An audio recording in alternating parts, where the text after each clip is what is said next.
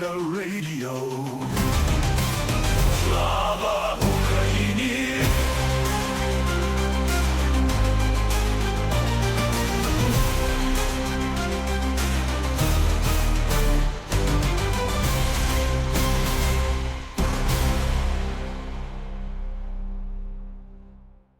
Good morning, good afternoon, good evening, wherever you are in the world. I hope you're having a good day. Let's send Mockers a co-host invite. Ay. What a day. It is warm and gonna get warmer here, and it's really freaking annoying. So there you have my 2 cents on the day. How are you, Mockers? Just waking up, thank you. Sorry, I'm just waking up. Thanks for emphasizing I need to turn my volume down. She wakes up, she opens her mic yawning in my ear. Good gracious. Oh my. All right. Let's see here. Invite to co-host. And we should have 2 of 2 when that happens. And I can close this window and open up some other windows and we can get going on a timestamp. How's that for an answer? If I can figure out where my information is when it comes to timestamps. All right. Do. Yabba dabba do. How are you doing there, fire fella? It's hot, much like Crimea, but we'll get to that in a minute. Yeah, I think it's a little hotter in Crimea, my friend. It is currently Monday, June 22nd in much of the world, but not all the world. So we're going to check out what time it is where. In Sandy Balls in the UK, it is currently 7:01 a.m. Sandy Balls in the UK.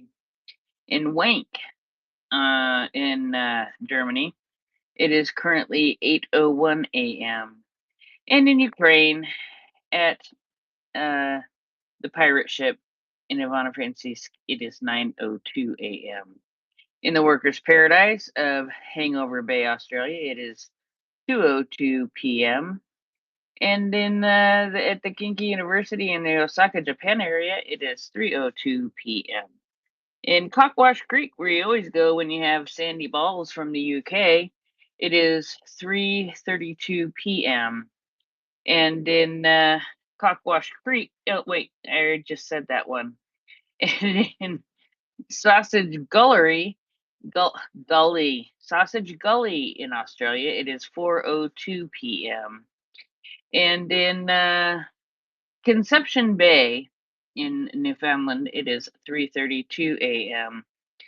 In PP Township, Ohio, it is 2:02 a.m. And in Three-Way, Tennessee, where they like to keep it all in the family, it is currently 1:03 a.m. And then in Dickweald, Colorado, it is 12:03 a.m. Then those of us who still have an hour or two left on June 21st, Sunday, Father's Day, it is currently 11:03 p.m.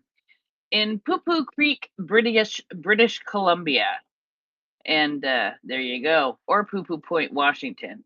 Either way, both of them work.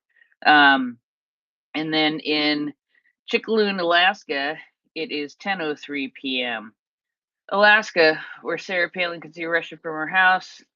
She stalks me, and that's about all I got to say about that. I hope you all are doing well. Mockers, Firefella, take it away. Tell us how things are in Crimea besides extremely hot and flamey. It depends exactly where you stood, but yes, there is indeed plenty going on. So, morning, Firefella. You good? Morning. And just to let everybody know, I'm 15 minutes away from Sandy Balls, Prince. So I'm the man for Sandy Balls. But there you go. Yes, it's rather hot. It's rather hot in Crimea. And again, where you think there was loads more angry birds, about 300 of them last night. So I think President Zelensky delivering on his promise. You will see it in the news, Ruskies. And guess what? It's in the news, people. You heard it here first. Well, yes, indeed. There was quite some booms and turning up in Simferopol last night in particular. I've got lots of things to say about it, but let's start here. So Simferopol, you got that one on the list, yeah? Atesh then reported explosions in Sevastopol, Kerch, Fedosia, and Bryansk. So, just a few places. Powerful explosion near the oil depot in Sevastopol. Near or at? We'll soon find out. Massive power outages are being recorded in Kerch and Fedosia. Remember, we spoke about that yesterday. That's, along the rail line. Fedosia is where all the product of the oil is, and the storage there, which has been set on fire a few times already, and massive power outages. So that's not going to help anybody, is it? So that's basically just as you come over the bridge, you have power outage in Fedosia, and just before you come over the bridge in Kerch, you have a power outage as well. Series of powerful explosions heard in Berdiansk, and something is burning. Well, they shouldn't have been so darned flammable then, hey? Now, there is also Armyansk, and this is in Crimea. Well, this is at the very top of Crimea. So Armyansk is one of the places where you would cross from the mainland into Crimea. And apparently there was a large-scale fire recorded at the FSB Border Service building in that location. So it looks as though that they no longer have a border service crossing location. These things happen, Berdiansk railway station also on fire. It's almost as though Ukraine have just decided, all right, okay, rail logistics, we're just going to shut them down now. So, no more of these. You don't get to have these anymore. But I like that. I like that a lot. So there was a drone threat in Rostov, Belgorod, Voronezh, Volgograd, Belgorod twice, Tula, Kaluga, Smolensk, Bryansk, Orel, Kursk, Lipetsk, Vladimir, Ryazan, Crimea, occupied Kherson and Zaporizhia regions, Donetsk and Luhansk. So everywhere then, pretty much everywhere. This morning, there are drones arriving in Moscow. Morning, Moscow. Tiva, Russia, experienced some explosions. I can't tell you what they were, but I can tell you that there was definitely some booms over there. And Bryansk, let's just pop over there. It would appear the Russian railway infrastructure deep inside their own territory in Bryansk is it's experiencing some things. It's going through some things this morning. Yes, indeed, little cat. Missiles and drones have once again reached some vital supply lines, turning this safe rear area into another part of the smoking battlefield. I'm just going to retweet that so you can see there's some interesting images there showing plenty of booms on the horizon and around and about. Lovely. Russian authorities have temporarily suspended all arrivals and departures at the 4 major Moscow airports. Dozens of flights have been cancelled, many others delayed. In some cases, passengers were even evacuated from the terminals. I mean, I'll just wonder why they would evacuate them from the terminals.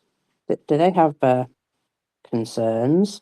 Remember how it was noted that if they took out the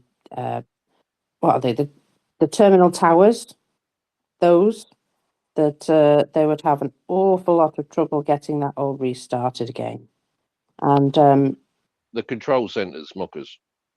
that's it. Yeah, that's it. So, just something to keep in mind. There are early arrivals being spotted in the sky in Moscow. In fact, there was a particularly lovely video of literally one flying directly over somebody's building, very low in Moscow Oblast this morning. Now, I was just checking out rail stuff because, last night we did a sort of a rail special with our friend Peter.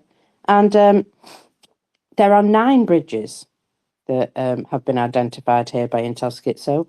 9 bridges, and you have lost all the rail access to all of occupied Ukraine from Russia. And Ukraine seem to be getting quite good at taking out rail bridges, don't they? In fact, there is 2 rail bridges that could shut down all rail traffic to Kerch without even having to take out the Kerch Strait Bridge.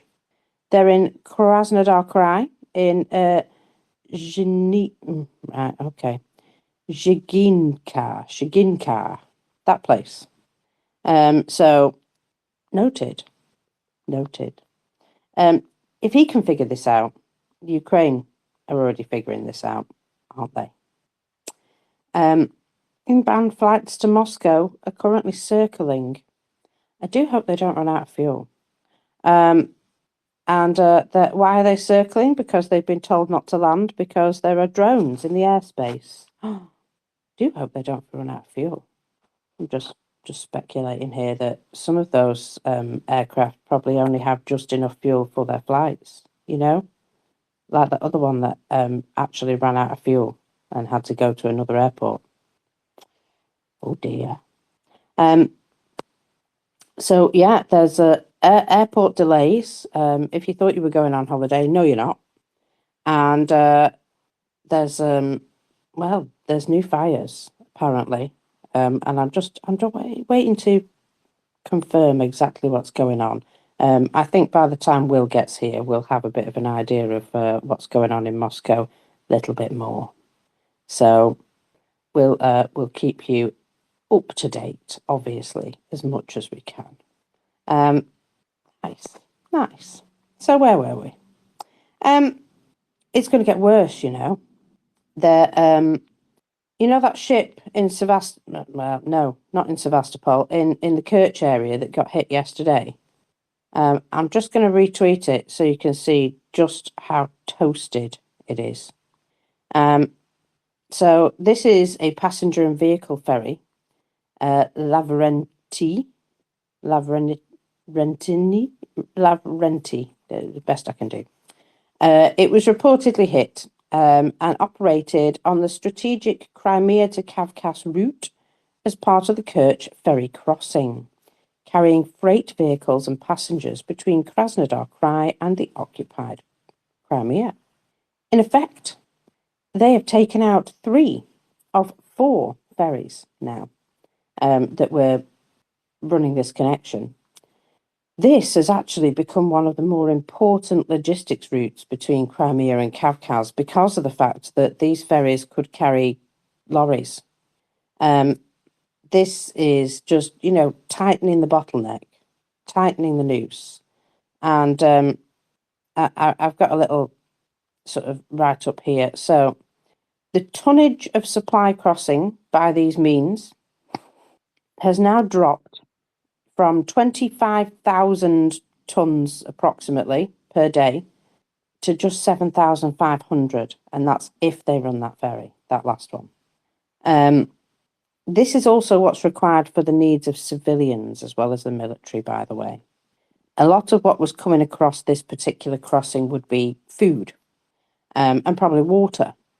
So we can expect to hear of increasing difficulties with people, having empty shelves and what have you.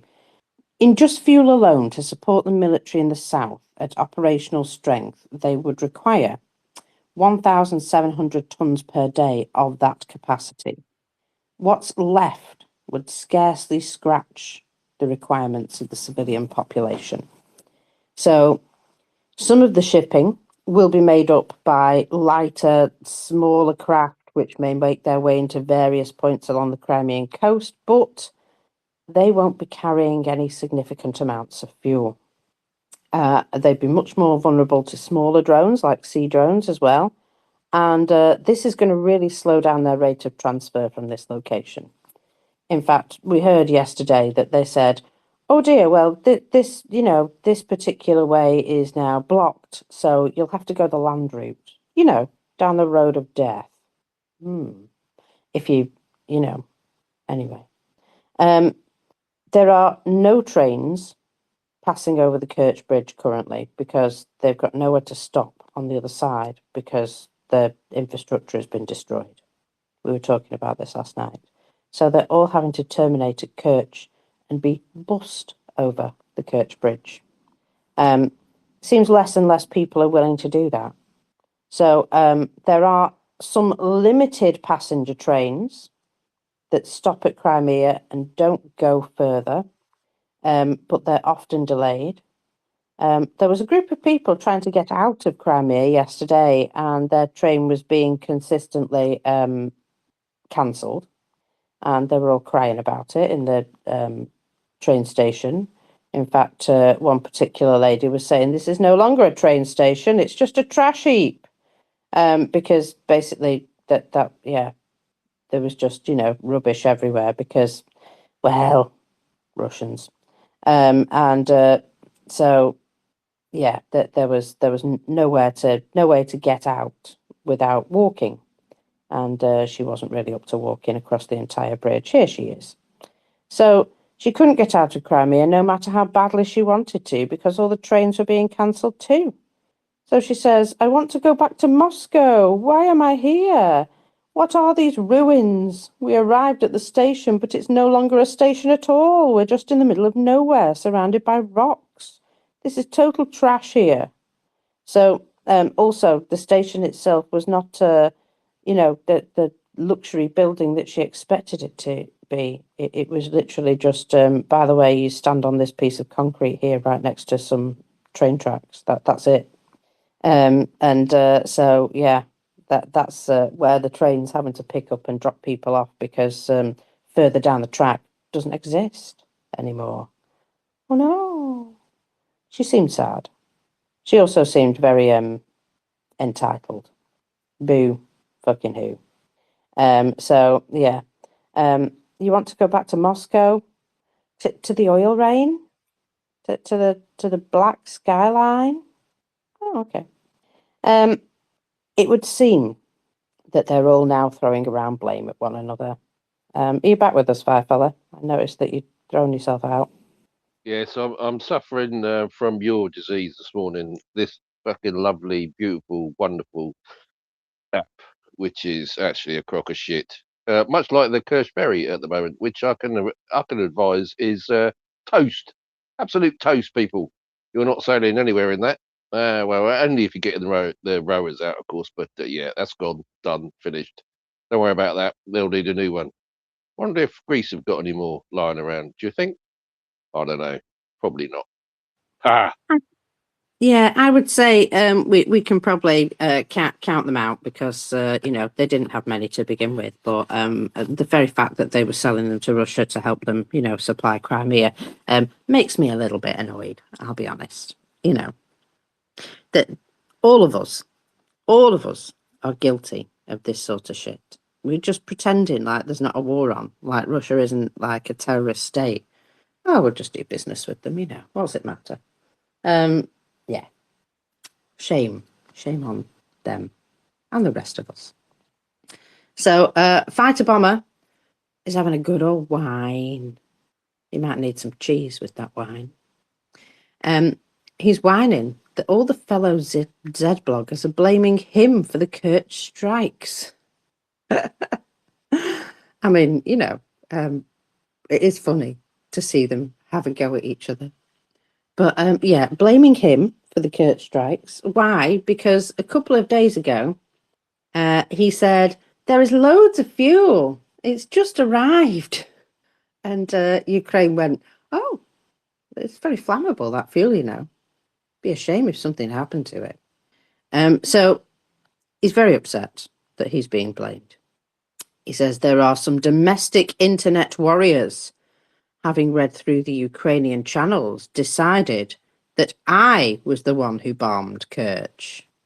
Reporting in, you can go F yourselves. He's not happy. Preferably holding hands with one another. Anyone who wants to do some fighting, feel free to hit me up. That will help. Also, reporting that fuel has arrived in the Central Federal District, the Southern Federal District, Siberia, and the Far East. More will be arriving tomorrow. Are you sure? And then more every single day. A lot. It will come to Crimea again. It will also arrive today. This is 100% true information. A tank was spotted in the Kaliningrad Oblast. A warship in the Baltic Sea. A plane in the sky. Spread the words immediately. So he's being sarcastic, but Romanov Light basically just quoted him and went, dumbass. I love it when they fight. I do love it when they fight. They did dogpile on him yesterday, didn't they? They were all at him. Like the thread was like, oh God, endless, saying you've transgressed OPSEC, and now that the Ukrainians know that we've got petrol, and look, it's all on fire. It was funny, but there you go. Keep your gob shut, boy. Oh no, keep it open. I don't mind, because Ukraine will just visit it when it comes. Yeah, I just always go with the say more. You know, feel free to say some more. See where it gets you. Also, you know, this is Russians all over, right? They don't club together. They don't stand up for one another. They go, it was his fault, and point. And that seems to be, just the general consensus of how everybody deals with these things. It's entirely our own fault for attacking our neighbour. No, it was that guy there. That his problem. Arrest him, not me. Now, another government propagandist, Alexander Kotz, is painting a rather grim picture of the situation in Crimea. He says that fuel supplies have actually run dry. Electricity and water are now unavailable. Sevastopol under attack. Traffic across the bridge suspended. Now, the traffic across the bridge was reopened, but I don't know if you noticed, there was like a massive queue of people wanting to leave Crimea. Nobody really wanting to come the other way. Why was there such a massive queue? Well, because they were having to check every vehicle according to, FSB standards, where they basically, check for everything and anything, in case there might be some spies getting into Russia. It's too late for that, buddy, by the way. There's loads of them. Loads. Most of them Russians as well, as far as I can tell. There seems to be, some collaboration, especially with the young people. Anyway, according to Kotz, the situation is critical. Critical. I like that. So, Crimea is now left without gasoline, electricity, and water. Well, that sounds like an untenable situation for me. The main strike was on Kerch. The enemy targeted the logistics hub, a seaport, an industrial zone, a fuel terminal for oil products, transshipment and storage. As a result of the attack, 4 people were killed and another 28 injured. Amongst the victims, there were children. Well, he's always going to say that, and we can never verify that, really. But why would you have children in an industrial zone or a fuel terminal for products and transshipment and storage? I'm just saying. Anyway, there were 2 people in a critical condition. A fire broke out at the terminal. Separately, the enemy attacked the ferry on the crossing. 3, I think you'll find, actually, mate. 3 ferries were on fire. Awkward. Sevastopol was under fire all day. Oh, perhaps you should leave. Air alerts were declared 5 times. In fact, apparently, after the first 5 times of the air alerts, they just turned them off and couldn't be bothered turning them back on again, because they would have just been on all the time. I mean, lazy. Air defence and mobile fire groups operated in several areas. Balaclava, Cape Violant, the north side, Chersonius, okay, and one of the EW drones, the EW landed a drone on the roof of a residential building in the city centre. People were evacuated. Emergency services specialists had to defuse the warhead and remove it. Regarding the logistics in the rear, make up your own jokes. Traffic on the Crimean Bridge was blocked, causing queues. 11 trains delayed, including those from St. Petersburg. At gas stations, the sale of fuel to the public was completely halted. Fuel is now only supplied to state services, ensuring life and safety. If you say so. Part of the peninsula is without electricity due to damage in the networks, and water supply pumping stations have stopped. They cannot forgive Crimea for the choices of 2014. Whose choices? Would that be a referendum at gunpoint? Those choices? Because they weren't really given much of a choice. Yes. Choices, indeed. Now, they've also had an awful lot more problems than that. But we know for a fact that this sort of siege situation is going to get worse. There is another mill blogger here confirming the same things. I mean, these are not cracks. These are collapses. And Ukraine said that it began with Crimea and it will end with Crimea. And I'm tending to believe that. In Crimea, they have asked us to disconnect all excess electrical appliances from the network due to a lack of electricity. The pumping stations are no longer working. Water is temporarily not being supplied. Here's the thing with the temporary breakages in Russia. They don't tend to get fixed. So temporary can be a very long time. Traffic across the ferry crossing in the Kerch area is fully halted. Fuel tankers are being asked to return to the R18 highway. Oh dear. I think some serious statements and actions from Moscow are imminent. Continued silence is completely inappropriate. And we can't do without Peskov's briefings and Raquel's lamentations, nor Zakharova's statements, of course. I think he's being a little bit sarcastic there at the end. Does that sound a bit like sarcasm? Kind of does. Absolutely, mockers. They're paranoid, aren't they? We'll get to that in a minute, but carry on. Oh, there's lots of paranoia going around. Yeah, you're absolutely right. So, in Ryazan, one of the companies that handles intercity bus services is now down to their last 2 days' worth of fuel. And after that, they won't be able to run the bus service anymore. This is the next stage of fuel shortages, public transport. And would you believe it's already happened in a number of locations, but Ryazan in particular is now about to have a problem. So the fuel crisis is beginning to affect the operation of passenger transport, and the stop in intercity transportation is expected. The company serves bus routes between Ryazan and Sazov. For now, the carrier continues to operate using fuel reserves, but according to Bazarkin, indeed, these reserves are now practically exhausted. At least for now, we have reserves, but consider it just 1 day or 2. And then we don't know what to do. We will have to refuel at public gas stations because they no longer give us gasoline for our own gas station. There is no fuel. We will have to stop all long-distance transportation anyway. According to the interlocutor, the situation is complicated, not only by the shortage of fuel, but the very high price for it.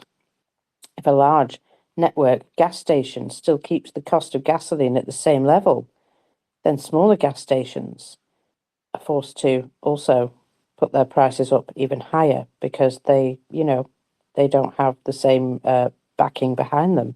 And they've been putting 100 rubles per litre.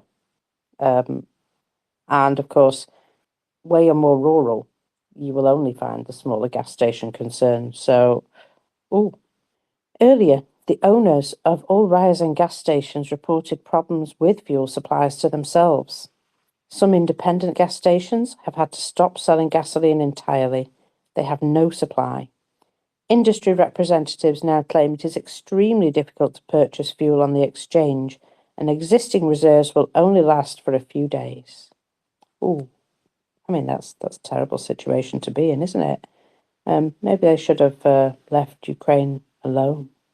Talking of independent gas stations, in Bashkortostan, there is a independent chain called Pchela. They've announced that they will sell off what is remaining in their stocks, and then they're just going to close.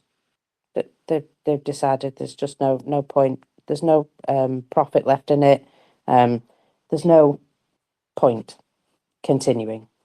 Now, I'd just point out that over 60% of Russian gas stations, about 65%, are independent gas stations. That's a bit awkward, isn't it? So let's just see what their statement is here.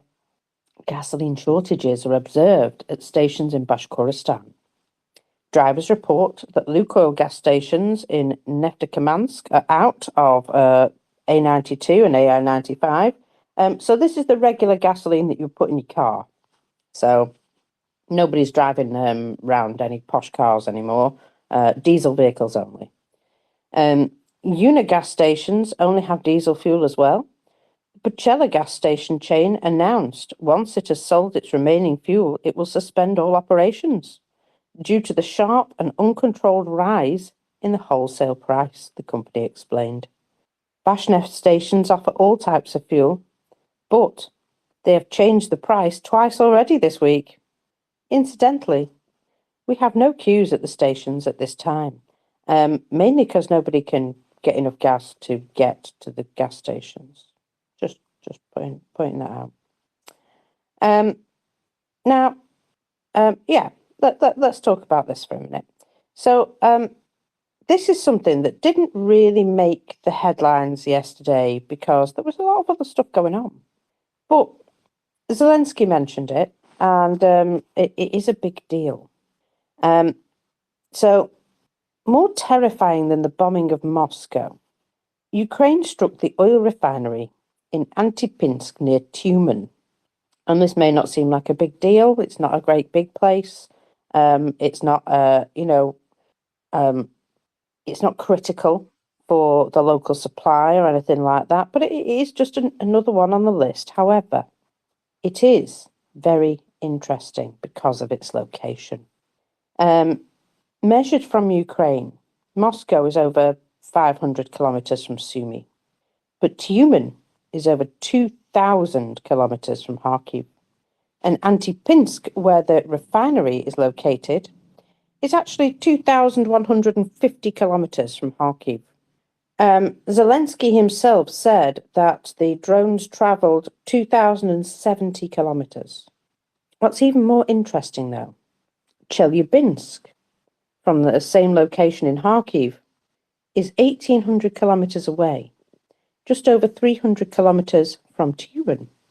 Do you know what's in Chelyabinsk? A large plant. Chelyabinsk has a plant called the Mayak plant, 1,800 kilometers away. Ozyorsk, apparently, is where the Mayak plant is specifically located. And it's the Russian facility where they enrich uranium. All their nuclear bombs are manufactured and repaired at this plant. It is also known as Chelyabinsk 40 and Chelyabinsk 65. There's two buildings there.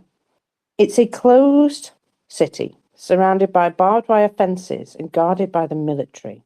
Entry and exit from such closed cities is permitted only with special permissions and permits. In the past, these places didn't even have names, which is precisely why they were numbered. The name of some other city located 100 or more kilometres away is added with a number. Incidentally, within a radius of several hundred kilometres around Ozersk, there is a whole host of other secret Russian cities and factories where other components of these types of weapons are manufactured. So they don't need to, go after the actual enrichment. They could just take out everything they require to build the bomb. The bombing of the Tumen plant shows that Russia's entire nuclear weapons production and maintenance complex is within their reach. This is a threat to Moscow unlike anything that's been seen before. Ukraine is demonstrating by hitting Tumen that should the war escalate, it is capable to attack Russia's nuclear weapons production complex. This in particular is a threat to Putin. If the war continued to escalate, the nuclear arsenal is actually within reach, or at least the production and maintenance of it, Like any escalation, this does carry risk, of course. However, it is very unlikely that Russia would make a preemptive nuclear strike. In fact, they've said it themselves, that they would only ever use nukes if they felt that there was an existential threat, which, cry as they might, their downfall will be their own doing. Ukraine's not charging into Moscow with the ability of taking out their leadership. Ukraine's quite happy staying within their own borders as long as Russia does the same. So technically, no existential threat. On the other hand, this is a political message. Now, Russia already feels a certain amount of isolation, but if they were to actually use a nuclear weapon, they would become an immediate pariah. And they know that, even their friends China would have nothing to do with them at that point. But it's certainly something that they don't want. But what we are witnessing is a message being delivered. We can reach you there. Even if Putin himself doesn't realise this, other people around him will understand. So it is actually quite significant in all sorts of ways. Yes, the distance, but also the other things that are within that distance. Just worth noting. Now, let me just check and see if there's anything in particular that I need to tell you before I start on some woe, because my goodness me, there's some woe. There's also some machinations, shall we say. So we'll come to that. But public transport in Sevastopol, well, they've issued some changes. And I think those changes are that they're not going to run. They've said, go check this site. And I think the answer is no buses. There will be no ferries, only small passenger boats. Fuel is not to be sold to anybody other than, the authorities and the military and emergency services. The governor will no longer turn on street lighting in Sevastopol due to the overload of electrical networks. Sevastopol residents are urged to reduce their electrical consumption as much as possible. All street events in Sevastopol are cancelled. They're going through some things, aren't they? Shopping centres and supermarkets will only open from 7 a.m. to 8 p.m. Small shops, kiosks and pharmacies will set their own hours. Cafes and catering establishments will only be open from 8 a.m. to 8 p.m. In other words, you've got a curfew. Got a curfew, children. 8 p.m. Go home. And it would appear that they're having a bit of a state of emergency. So this has led to them being quite depressed, you might imagine. A recent interception, one of the residents of Armyansk describes the fuel situation there. And I mean, Armyansk, top of Crimea, right? We don't have any gasoline the trains don't run well anymore. It takes 8 hours to get from Armyansk to Simferopol by train. Minibuses are not running at all. Well, it's started now. In the last 2 weeks, apparently everything will now get worse over the summer as well. Oh, well, the fact that the Russian authorities and the Russian people thought that it was a good idea to, take Crimea and try and keep it for themselves as a holiday destination when it could be cut off in this way, that they weren't thinking strategically at all, were they? Nobody's going to be paying taxes or needing hotels. As a holiday destination, it's going to die off. I wonder if the government will provide them with subsidies. Probably not. They wanted the Soviet Union, didn't they? And now they shall receive it. It turns out, yes, that you just can't, you just can't maintain this place. Now, I've got a question here from a Russian, and I thought we should answer this question together. A Russian on Threads asks, when the special military operation ends, how many years do you think it will take us to be able to travel to Ukraine as a regular tourist? What do you think the answer to that is, Firefella?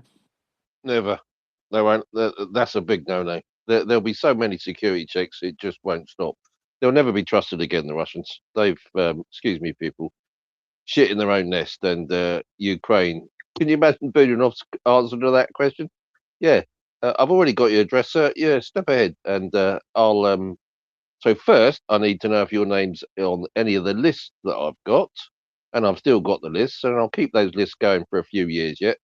And then, secondly, if I don't like you, yeah, same will happen. I don't think it'll ever happen, Mockers. What's your thoughts?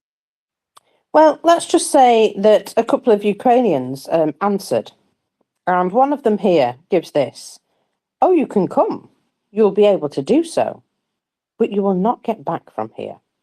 You will meet a woman on the platform who buried her husband, or a taxi driver who was wounded, or a saleswoman whose son went missing and was tortured. The police may be looking for you. They also have combat experience. But nobody will find you again. And that's basically it. Yeah. Nobody's going to forget the atrocities. No. Everything has been recorded on video. Much These more days. poignantly put than I did, but yeah, that'll be the sentiment, won't it? Absolutely, Mockers. Yeah, sorry.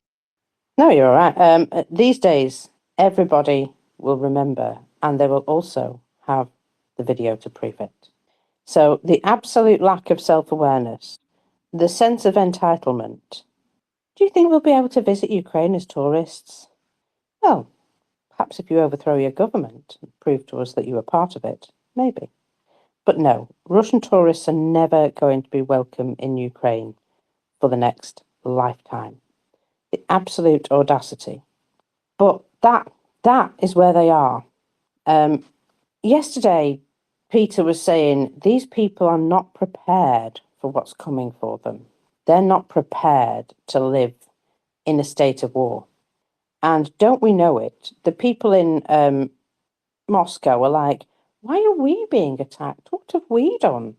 When it's quite clear that that is the only place that attacking will have an effect on the elites and Putin himself, perhaps. What have we done? Well, you've stood around while your government has absolutely laid waste to their neighbour. And, the thing is, VPNs are available. These people could find out about what's going on if they really wanted to. But they'd rather just not. They'd rather just look the other way and live in their little bubble. Well, that's fine. I know plenty of people like that over here. But if war was coming to your doorstep, wouldn't you want to know about it? I mean, I know that I would. If my country was attacking another country, I would like to know what was going on. Just feel as though, when war comes to them, they've been crying about being kept up like 3-4 nights in a row with, just noise, air defense, and drones in the air. They get upset when they hear motorcycles. They're like, oh, we're living on our nerves out here. We've got nowhere to hide. Well, Ukrainians have been going through this full-scale war for more than 4 years now. Think how they're going to feel.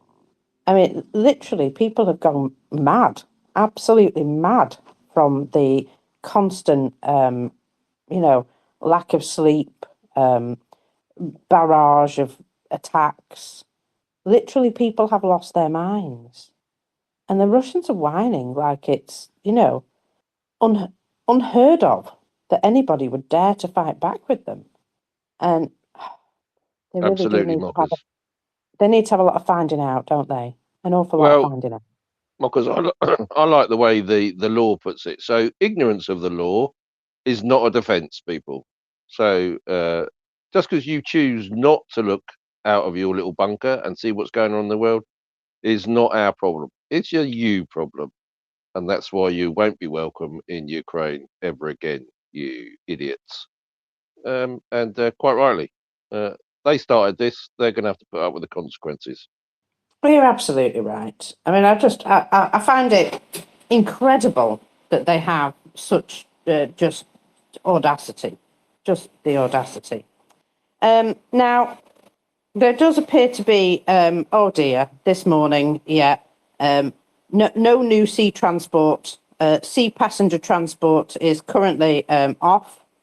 The R18 camp in Crimea has cancelled all their shifts, and they say, please don't bring your children because there'll be nobody here to do the children's camp.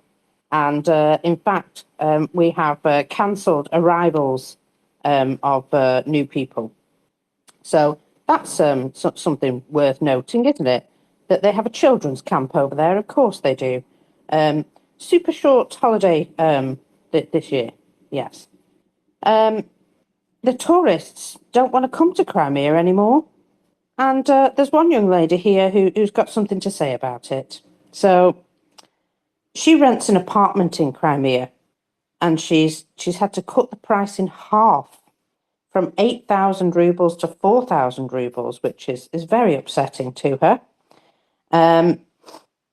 And absolutely all bookings for the next month, for July, have been cancelled. She has nobody wanting to rent the place. Let's see how this change in price may change the situation. Oh, darling, you still haven't figured it out, have you? If there's no water, there's probably no good reason to go, I mean, you can't drink seawater. I'll just put that out there. So she thinks this half price will help new tourists to book. And she says, of course, this is disappointing for me. These things happen. Every year now, something crazy seems to come around here. Well, if you're thinking of visiting Crimea and saving some money, this is your best chance to do it this year. Oh, love, you're no saleswoman. Of course, the decision is entirely up to you. I'm not trying to sell you anything. Take care. No, you are trying to sell people something. These people are insane. After seeing, just their unawareness, worst sales pitch ever. What she probably should have said is, this will be your last chance, not your best chance. This will be your last chance to visit Crimea before Ukraine take it back. Because that's what's happening. That's what's going to happen. I mean, she's got absolute mush for brains. Wow. She has no idea.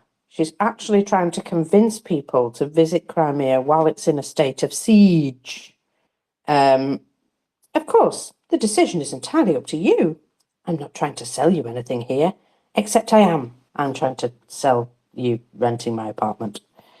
I wonder if she can show proof of ownership, which extends more than a decade. I bet you she can't. They do love perpetually whining on social media, don't they? Just put that. Yeah. So, Sevastopol. It would appear from some reports that people are now starting to abandon Sevastopol as a place to live. And so they flipping should. Humint from Sevastopol paints a clear picture. Since early June, Russian Siloviki and military transplants have been quietly shipping their families back to relatives in Russia. Some have been doing so under the disguise of family leave. Others have rented flats in Krasnodar on weekends and have told their friends to do the same before exit permits turned Crimea into a sealed fortress for all, including civilians. Now, Ukrainians are not necessarily in the business of giving Muscovites advice, especially not anybody who came after 2014, who sold out Ukraine and became a willing collaborator. Let them feel the isolation, the collapse of services, the slow realization that their empire treats them as expendable. Russians do not abandon their own was always a lie. And now that lie is climbing into moving vans and going. This is not panic over nothing. It is the logical outcome of a front that keeps sliding west while the Ukrainian strikes chew deeper into their rear areas. Again, make up your own jokes. The Kerch vibe in those photos and videos is no longer subtle. There are half-empty streets, nervous faces, the knowledge that the Black Sea Fleet is now a ghost and the land bridge is a permanent threat. When the enforcers of the area start evacuating their own dependents, they know that the occupation is no longer permanent. You see, Crimea was never theirs to keep, was it? It was stolen, colonised, turned into a launch pad for the terror and the attacks against mainland Ukraine. And we can't have that, can we? Every collaborator that cheered the Little Green Men in 2014 now gets to watch as the cost arrives. The bill for that is due for payment, and they're going to pay it. There will be no special sympathy. There will be no special exit ramps. The only clean solution is a full liberation followed by a thorough denazification and removal of everyone who imported themselves to plant Moscow's flag on Ukrainian soil. The locals who stayed loyal, and there are plenty of them, still there, still quietly, just trying to live their lives, they will finally see justice. The traitors who imported their families to live on stolen property can explain to their families why this adventure is ending in this way, with them locked on a peninsula that's slowly being turned into a war zone, a kill zone even. This exodus is also a data point for the West. Every family that moves out is admitting their guilt. They also admit that war is coming to them. Moscow can no longer protect this prize. It can't even protect the people it shipped in to Russify the place. That should tell every European capital something simple. Continuing to drip aid, guarantees, and years of bleeding to Ukraine. Accelerating weapons, especially long-range strike systems, drones and air defence, will collapse the occupation much faster and much cheaper than any sanctions package.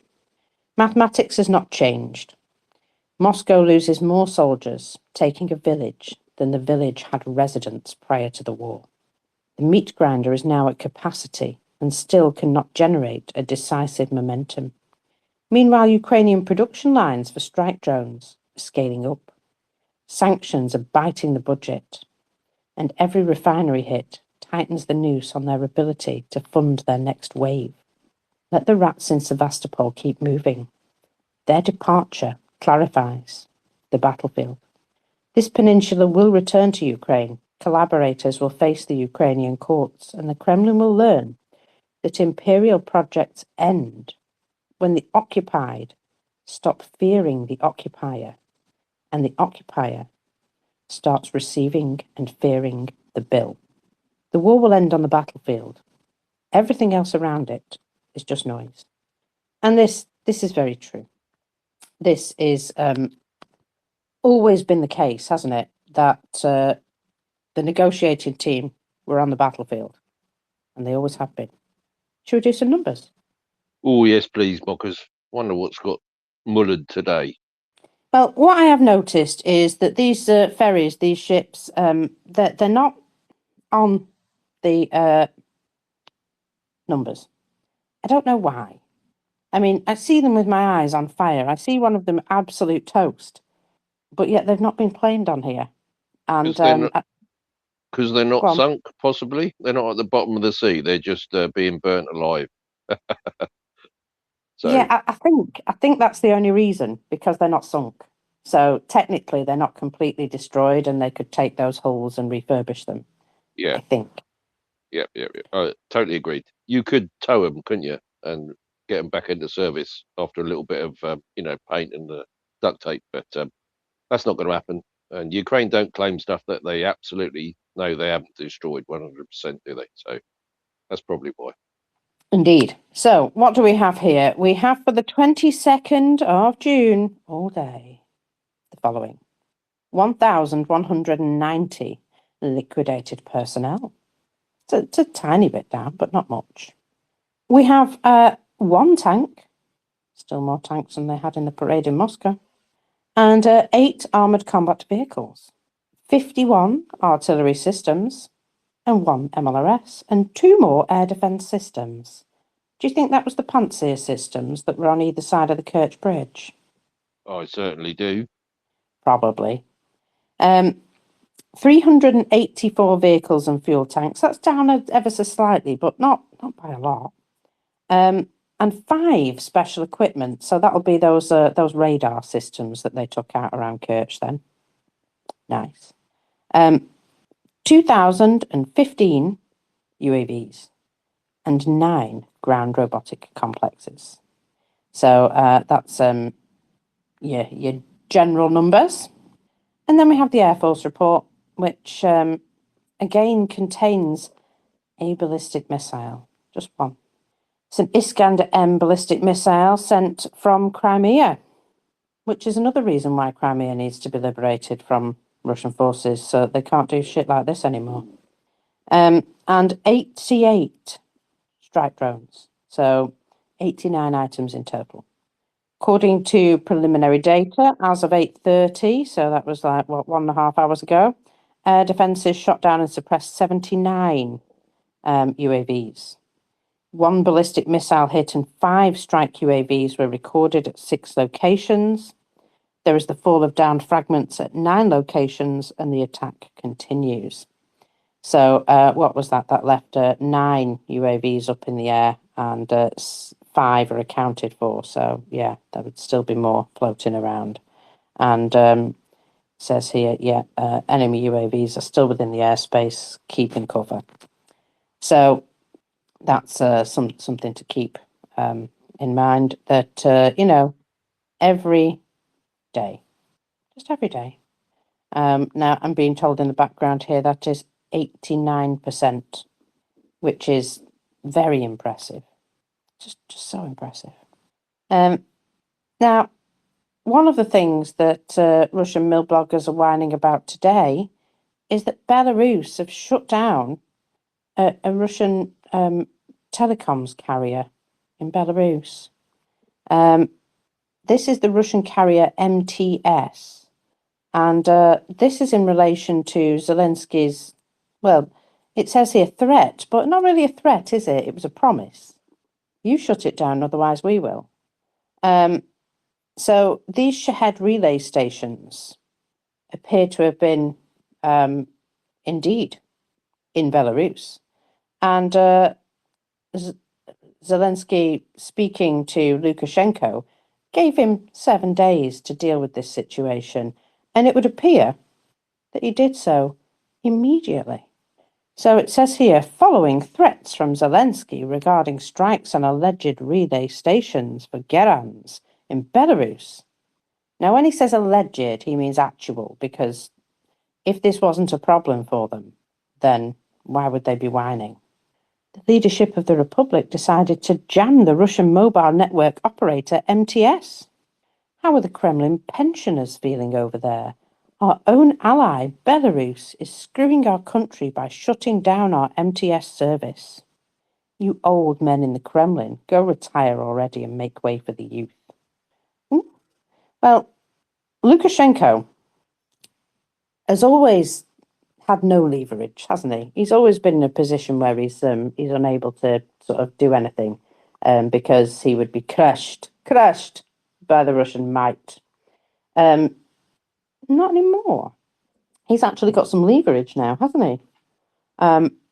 They're supplying an awful lot of the fuel that Russia needs, and they're also helping them, build bombs, missiles, yeah.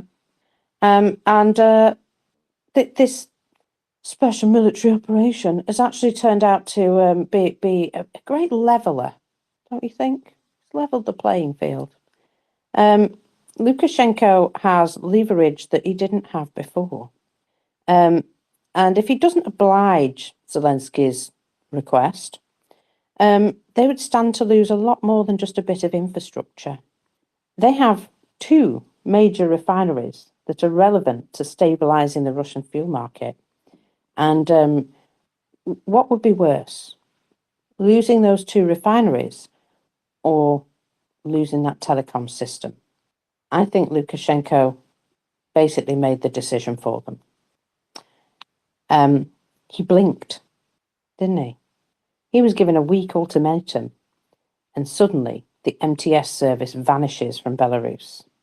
He knows exactly who can harm him the most, because he's seen what Ukraine can do now. This just proves how much leverage Ukraine have. Now, one of the things that Zelensky did say is that these relays have to be physically removed. But this would just be a first step, wouldn't it, to stopping them from being used? He could stop jamming the signal at any point, so this doesn't quite go far enough. But it is big news. You see, Russia can't protect their refineries in Belarus, and Belarus has no way of protecting their own refineries. And if they're only alleged non-existent relays, why are they now so upset about it? Why are the Russians whining? So the very fact that Lukashenko has actually sort of admitted this and done it tells you that what's going on. I also love the fact that there's like, Russian proxies or whatever in the comments of this saying MTS is a Belarusian operator. Nobody would do that. But the Russians already admitted in their whining that it was their operator, it was a Russian operator. Lukashenko has just confirmed that he fears Ukraine now more than he fears Putin. And he also understands that Putin is no longer able to protect him like he used to. I love the fact that Zelensky is now in a position where he can, throw his weight around a little bit. He can dictate the terms because, it's quite clear that he has the wherewithal to back up his words. Zelensky is feeling strong enough to come out with these statements and basically tell Lukashenko there will be some very specific consequences about some very specific problems unless they're dealt with. And suddenly they start being dealt with. He hit the off switch pretty darn fast, didn't he? Just pointing that out, that even if Lukashenko really wanted to get involved in this war, his army do not. And they are the people that he fears the most, I think. His own army, because they are the ones that are stood outside his door. They could quite easily, just pop on in and send him outside to deal with the people. And we know how the people feel about Lukashenko. I feel as though, Putin's friends, Putin's allies are just sort of being stripped away, slowly but surely. I think Luka has every right to fear what Ukraine can do to him, because they don't bluff, do they? They really don't bluff. They say they're going to do something, it happens. They say they're going to take back Crimea. Well, look, nobody's bluffing, are they? He couldn't hit that off switch quick enough, could he? Good God. He must have got the memo from Zelensky. Right, you lot, switch all this shit off because we're going to get bombed. I'm not having that. Little cuck. There you go. I was going to say something else, but I stopped myself. No, so a bit of panic there, Mockers, I would say. Yeah, right. So we're going to get bombed, people. So we need to get all rid of that Russian shit that we're allowing to stop right now. So let's get on that, people. Otherwise, we won't have any petrol because they'll bomb the refineries. Lovely stuff. Yeah, well done. Top work. No, it's very warm here today, by the way, and it's going to get warmer. And I'll just let you know if I catch fire. Okay. Oh, talking of catching fire, Drop and roll. things are getting worse. Yes. Drop and roll. Drop and roll. Thank you. Public service announcement, people. If you find yourself what I like, drop and roll and let people put you out. Yeah, it does happen, by the way. Spontaneous combustion. Yes, indeed. No, people setting them alive, you wally. It's spontaneous combustion. No such thing. I know. I found that very funny. Most Ockers, he hasn't been through menopause. Oh, that is true. That is absolutely true. Yeah. Hormones can't set you alight. I'm just putting that out there. They can make you very hot, but they can't make you burn. Yeah. Let's just say there are times when I thought I was on fire. So yes. Now, where was I? Oh yes, it's going to get way worse. Remember Bakhmut Demon? I do follow him. I keep following him, and a lot of the time he only gives you like a little short, update on what's going on. Couple of sentences. That's all you ever get off him. However, he felt it necessary to say quite a bit yesterday, and I thought, well, we should see what he's got to say, considering he's finally come out and said more than a couple of sentences. I mean, he's a busy chap. And so here we go. This is what he's got to say. The transformation of temporarily occupied Crimea into a place unfit for Russian life continues. The denazification and demilitarization are ongoing. The bastards have hit ports in Krasnodar-Crimea, Kerch, oil infrastructure, military facilities, air defence systems, railway infrastructure, as well as the energy sector. Crimea, which the bastards stole from us and turned into a military base, will no longer be theirs. They will no longer be able to live there. Crimea is and always was ours. The operation, devised by our military, our special services and intelligence, and adapted and implemented by the President and his office, has only just begun. Most interesting events are yet to be seen. We are also carrying out important tasks deterring the Russian pressure in the east, which they have intensified in Constancy. He's talking about what's it called? My brain is going. It's called Constantinople, and it's not. Where's that place that begins with a K where they're currently under lots of pressure? Krasnodar-Crimea. No, in Ukraine. Oh, it don't matter anyway. Someone will tell me in the background. Kramatorsk? Perhaps. Anyway, increasing the use of UAVs in some areas, we are trying to advance towards Kramatorsk. There we go. We track down infantry in groups, we locate their positions, we destroy them, and we will continue to do so, keeping their losses higher than their reinforcements. So that's a Bakhmut Demon. Now, I also like to point out that it is noted that Ukraine are taking out around 30 Kamaz trucks a day. And do you know how many they produce in a month? Do you know how many they produce in a month, Firefella? What, trucks? No idea at all. One, if that. No, they produce 300 Kamaz trucks a month. But if you're taking out 30 a day and you produce 300 in a month, there's there's a bit of a disparity there, isn't there? I mean, I can do maths, and that doesn't work out, does it?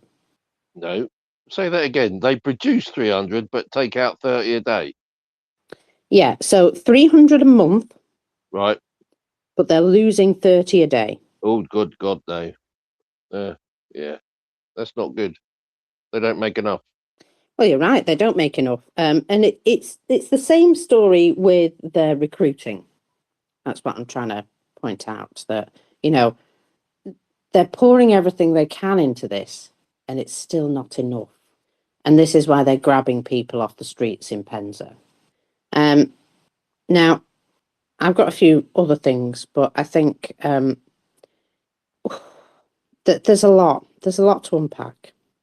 There's one guy in particular, Veterans Notes, and he's just got so much to say. He's having a right old flipping whine. So let's just start there. The involvement of Belarus is almost inevitable after most of the refineries in Russia that the Ukrainian armed forces can reach are damaged or destroyed or malfunctioning as a result of the constant attacks.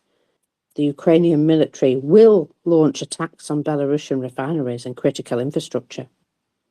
Belarus is the main supplier of fuel to Russia now. Would you believe, such a massive gas station, and they're actually importing fuel now? In fact, they're importing ships of fuel, which I'm going to say, just over the last 24 hours, Russia have attacked 3 civilian ships delivering within the Black Sea. One of them belonging to Turkey. I'm sure Erdogan might have a few words about that. Anyway, if those ships are fair game to the Russians, what do you think these fuel deliveries are going to be? Do you think these fuel deliveries might just find themselves on fire? Because, I've just got an idea that this might happen. See, baby, in the side of those, that will be a boom to behold. That will. Ooh. Well, exactly. That I just say RIP to those fuel deliveries coming by ship. No matter where they are as well. Doesn't matter what sea you're in. Ukraine's going to find you. So this guy, Veterans Notes, is basically saying that Zelensky is going to push Belarus into the war, but actually it's the other way around, isn't it? Zelensky is telling Belarus to stop funding this war in whatever way they're doing. Stop helping Russia so much, because you're going to find yourself with your fingers trapped in this trap. Don't do that. Perhaps as early as the fall, this guy says, the Ukrainian armed forces will be striking Belarus. See, I don't think they will. But this guy really, really wants this narrative. He says Zelensky has already warmed up for upcoming strikes by giving them ultimatums and threats. An ultimatum, yes. But, not in the way that we're going to attack you. We're giving you choices. You make the right choices, and we won't need to do anything about it. Now, I don't know which thing to go to first. I really don't. There's just so much of this going on. Let's do this one. What's Mood doing? This is another Russian blogger. I love the fact that we have access to all these guys just writing their blogs out as though they're like some major analyst, or there's some sort of romantic fan fiction. This guy in particular is making a tribute to some of the Tolstoy, perhaps, who was also a fascist, by the way. Commander, what is next? The soldier raised his blue eyes to me with a special expression of calm anticipation of a response and acceptance of the authority. Ew, by the way. Just what? Crimea. The reports mention a surge in enemy aggression in the region. Analysts predict new attempts to strike at the main artery connecting the peninsulas to Russia, the Crimean Bridge. Well, I think Ukraine will leave the Crimean Bridge up a little bit longer, just to give them a chance to leave, you know?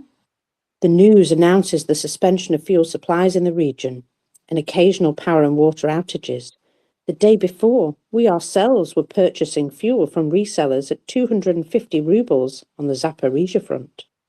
It is not pleasant, but this is a battle. And if they surrender, what I defended at the cost of my men, a deep voice from the dark corner of the trench interrupts my thoughts. I won't forgive it. I am interrupting the demoralization of the troops. We already have enough headaches. Our task is to prevent a breakthrough. The region is currently under pressure of this. In the Orakov direction, the enemy amasses troops and equipment. We can see it. The intelligence reports confirm it. The first strikes from them will be on Stepnogorsk. This is where my unit is located. Their goal is Vasilivka, the revenge of the commander-in-chief of the armed forces of Ukraine, who hails from this direction. And then there will be Melitopol and the disruption of the transport links for the entire region. The route through which the armed forces of Ukraine have been trying to break through for 2 years is now within their grasp. They will encounter fierce resistance, but we will ultimately be pushed back further and further. In my head, I echoed a recent conversation. We will win, but at what cost? Are you sure? He carries on. Agreed, at what cost? The enemy is equipped with advanced technology now from all over the world. They are well prepared and motivated. The range of their attacks is more and more impressive. They already affect deep rear areas, such as the Mariupol-Rostov highway. After almost 5 years of war, both they and we have learned a lot. The biggest mistake in this battle is to underestimate our enemy. However, we see the objective picture. We are the ones taking all the risks. We are ready to stand as long as necessary. I look at my soldiers and their faces, how focused and determined they are. Are you sure that's not just lack of food? A ringing silence settles in the trench, only the wind breaking through the cracks. Each of us know difficult days lie ahead. There have already been so many of them on this path. It's very romantic, isn't it? He sounds as though he's like, he's trying to sort of pretend it's nicer than it is. I don't know. Would you like some reality? Here's some reality. Now trains in Crimea only go to Kerch. In the rest of Crimea, drones fly freely. Yesterday, we were in Mariupol and report the entire city is patrolled now by Ukrainian drones. They're just flying around the city centre like they own it. On our way to Volnovaka on the Mariupol-Donetsk highway, we witnessed 6 burning cars. We barely dodged an FPV drone ourselves, even though we were in a regular vehicle. Let me just reiterate. You have announced that civilians are not allowed to travel down this road. So it doesn't matter what vehicle you're in, idiot. They know that it must be a military transport. I mean, anyway. Trucks burn along with their drivers. Fuel tankers, civilian-type vehicles. In short, this is a free hunting zone for the Hornets. Now let's explain why this is happening. I think we know why it's happening, because Russia invaded their neighbour. Anyway, the thing is, we were in a large military unit until not long ago. We tried to introduce our technical inventions. We can jam the Starlink and everything else. We started explaining that they don't necessarily need the internet, to fly. There are mesh networks and bridges. To which we were asked, what on earth is a mesh network? And that was the end of the conversation. The complete technological incompetence of our military, at least on the ground, has led to the enemy's full dominance in low-altitude airspace in the new territories. When he says new territories, he means Ukraine.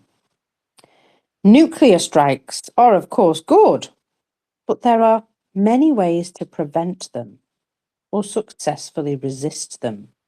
We have everything, development, research and experience, but nobody listens to us because they just do not care. Nuclear strikes are good. Just, what? If you say so. And I'd just point out as well, for all the explanation of mesh networks and what have you, that obviously the higher up guy just doesn't understand.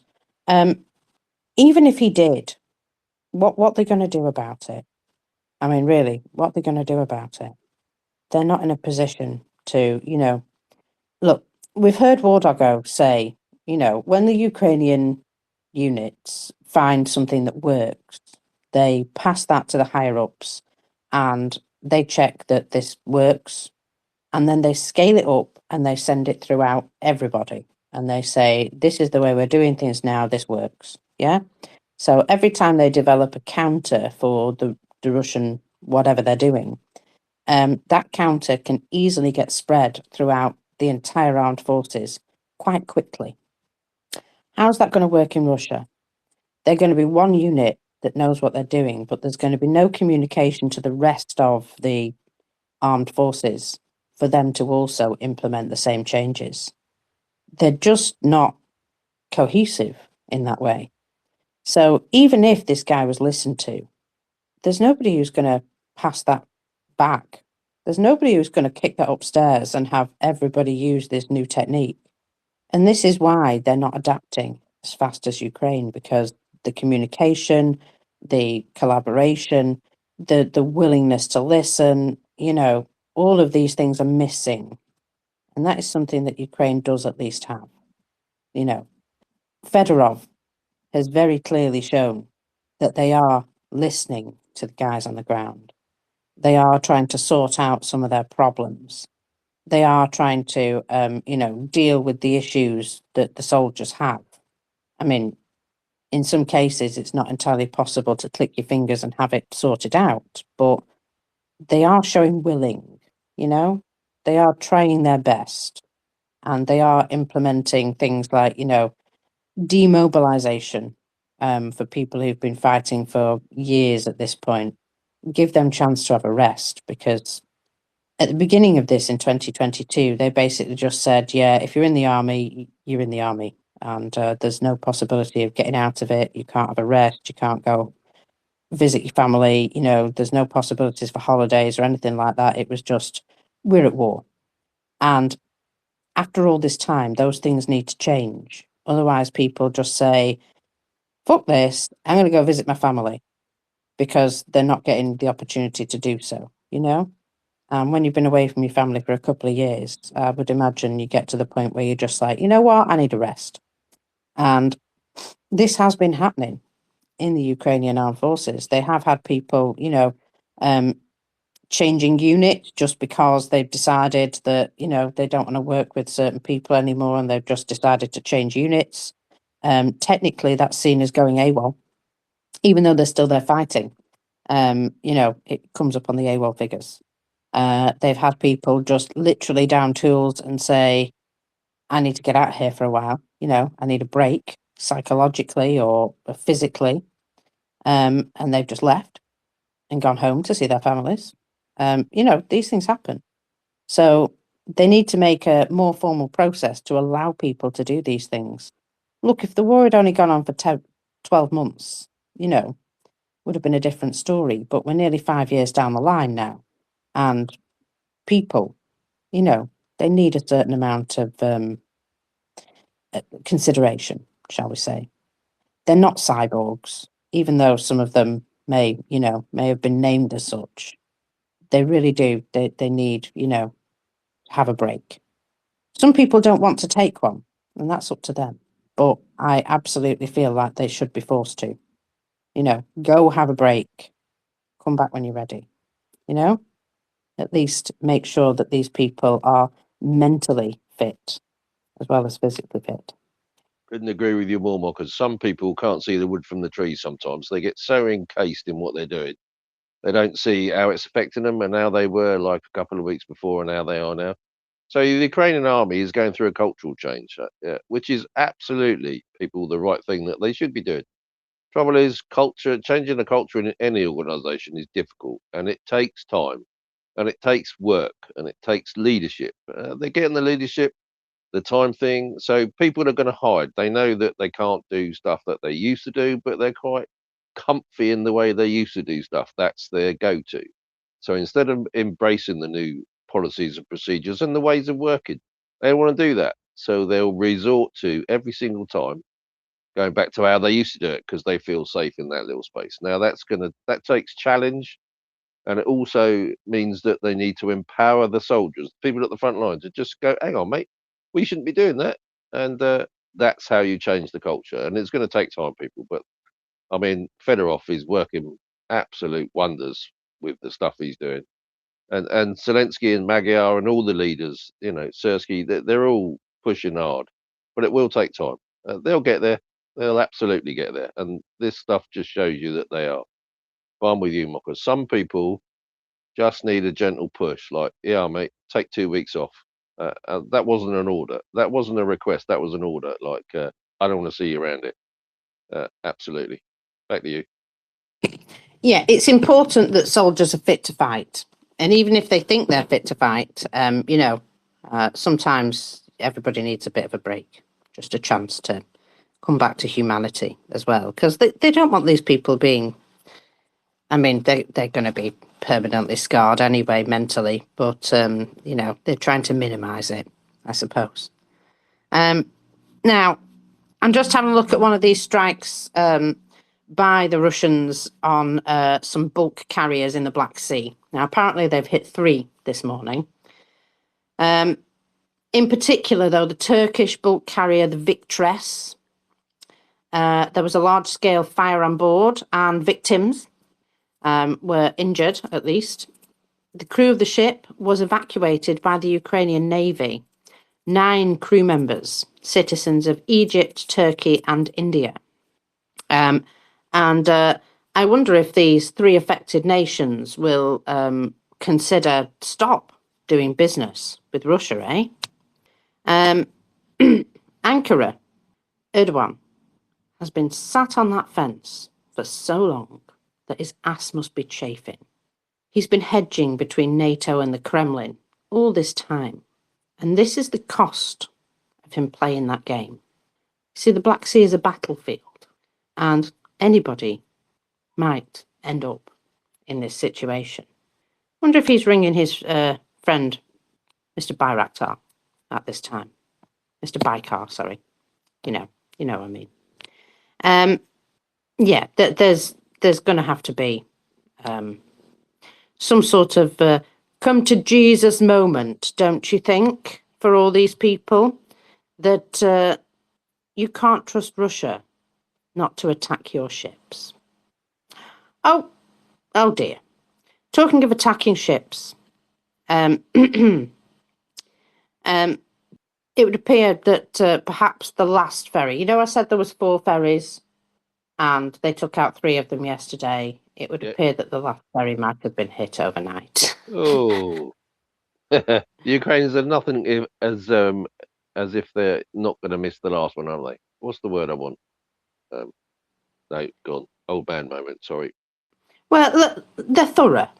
They're thorough. There you go. That was what I wanted. Yeah. So Andrei Sibia, Ukrainian. In case you don't know who I'm talking about, is the Minister of Foreign Affairs of Ukraine. He talks about this Turkish ship. Overnight, Russia have attacked a Turkey-owned dry cargo vessel in the Black Sea and did so right after a high-level Turkish visit to Russia. A clear demonstration that Russia's words cannot be trusted. Russia remains a threat to the Black Sea security and prosperity. The Ukrainian Navy rescued the crew of Turkish and Indian nationals. Unfortunately, there was one Egyptian crew member who was killed in this attack. Russia also attacked 2 other vessels. under the flags of Palau and Belize. They have been damaged, but their crews were unharmed. We are informing all the member states and organisations about this brazen attack of international law and freedom of navigation. It requires a strong and principled response from the international community and the International Maritime Organisation. Well, it does, but will we get one? Will we get one? I imagine those ship's crew not very happy. Not very happy. And you know what this is about, don't you? That Russians are just, trying to stop anyone doing business through the Black Sea, unless it's them. Unfortunately, they've also attacked the Sumy region this morning. Absolutely horrific. A teenager, his father and his grandmother were killed instantly. The mother and 2 other children are fighting for their lives in hospital after this attack on a family home. Because, that's what they attack.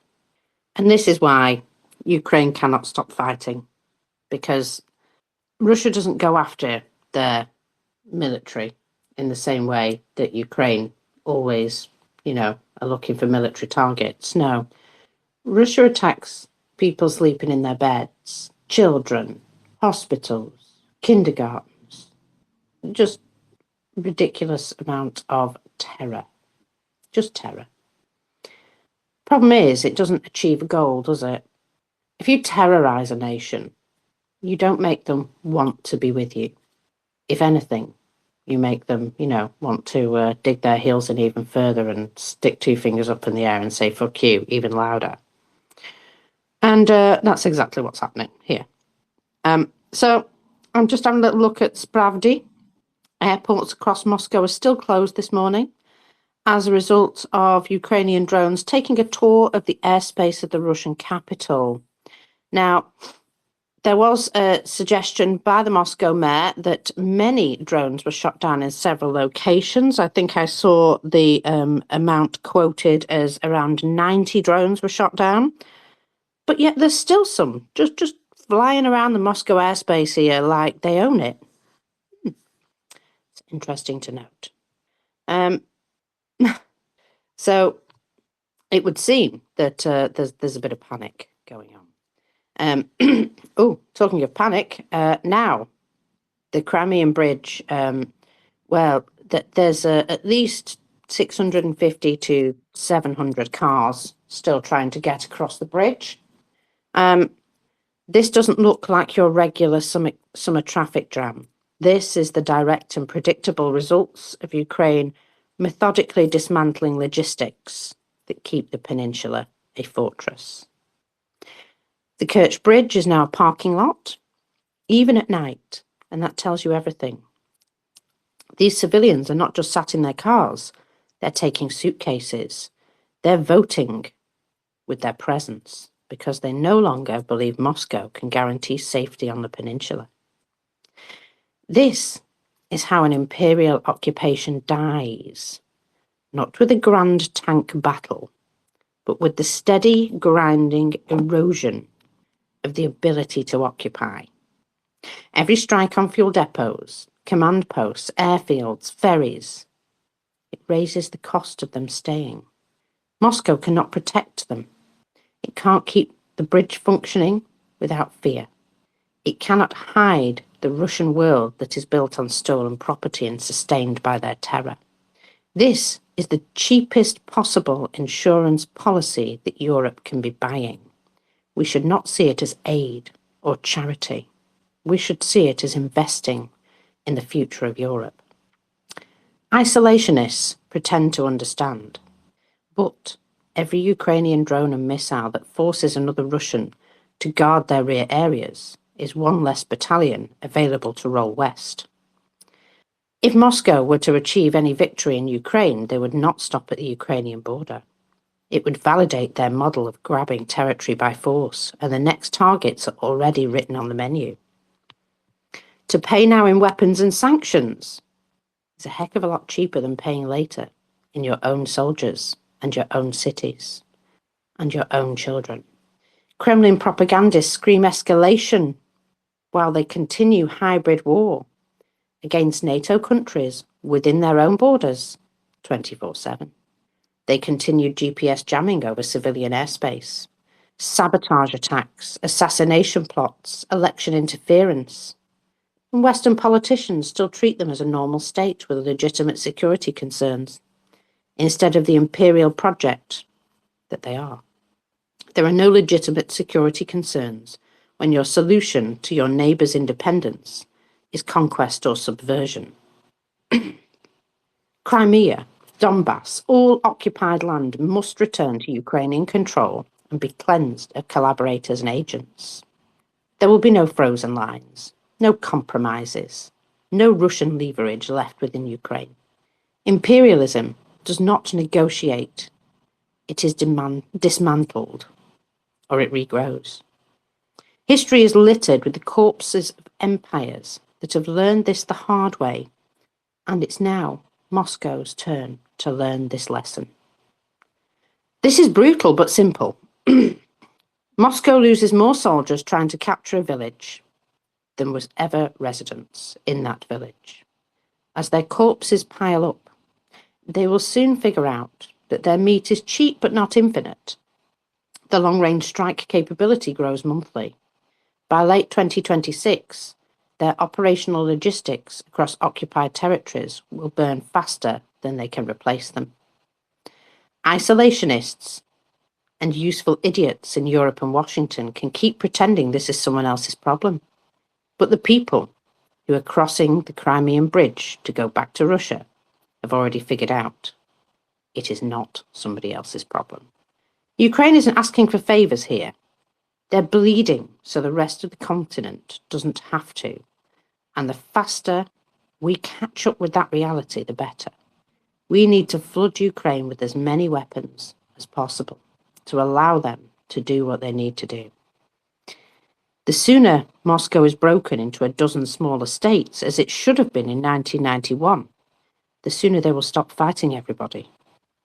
Anything less than that is kicking the costs down the road to land on someone else's doorstep. The queue on the bridge is not a photo opportunity. It's proof that Ukrainian strategy is working. Keep striking, keep isolating, keep making this occupation more expensive than they can afford to pay. Victory is the only language that they will understand. And we're teaching them this every single day and night. Nice. Sorry, just, This Ockers. is the sort of analysis that we need to hear more of. Yes, my darling? No, that's absolutely true, and they're right. But why is there a queue of 500-600 cars at the Kerch Bridge? Has anybody answered that? Yeah, because they won't just let them drive across. They've got to check all the vehicles, like, FSB style, before they let them across. For what, mockers? For what? You're absolutely right, sweet. But for what? Do you know? Well, they're very paranoid, so I'm assuming for anything that they feel might be troublesome back home. Yes, you're absolutely right. It's their paranoia ad infinitum. It is. They're searching for bombs because the last time the Kerch got blown up, it was from a truck bomb. So they think the Ukrainians are going to stick a load of TNT in a car and send it across the Kerch Bridge. So they're just paranoid. So that's why there's the thing, because they're taking up the 10 minutes to search each and every car that goes across the bridge now. Well, just adding to their paranoia. It's lovely.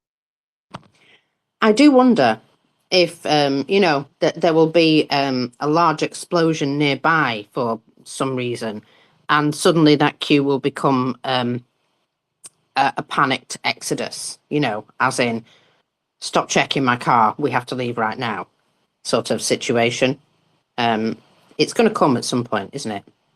Somebody's going to run those soldiers down and just say, get out of the damn way.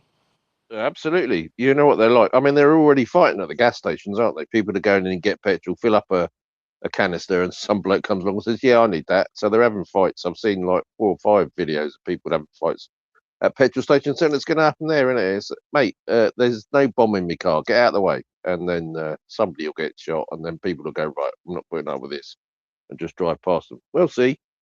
Adding to their paranoia daily, hourly, by the minute. Lovely stuff. Certainly is. I'm glad you brought up paranoia, actually, because there is, well, there's some paranoia going on. There is a number of things now which lead us to believe that Putin's power is waning a little. And, you know, this untouchable guy from Putin's inner circle, Ilya Treber, well, there is a possibility that this was not something that Putin himself had planned. The FSB is beginning to prepare for the post-Putin era. Columnist Konstantin Egert writes, the recent arrest of Ilya Treber, who controls much of the northwest Russia's port infrastructure and knows Putin well, shows that nobody in the inner circle is untouchable anymore. FSB loyalists have now taken over the Shadow Fleet ports, positioning younger security service heirs to gradually push the old circle out in the coming power struggle. Now, why would they do this? Why would they risk it all? Because they know Putin is not immortal. And it won't be a regime change as such. It will be a leadership change with somebody younger and, you know, more wily, probably, than the man himself. They intend to stay the same, just judging by this. However, there is going to be an awful lot of disaffected soldiers coming home, which might just change their perception of what they think they can do. Christopher Miller has written something about this. Let me just see if I can read this or if it's under a lock and key. Yes, it is. Never mind. It doesn't matter. Someone has read it for me and given me a synopsis.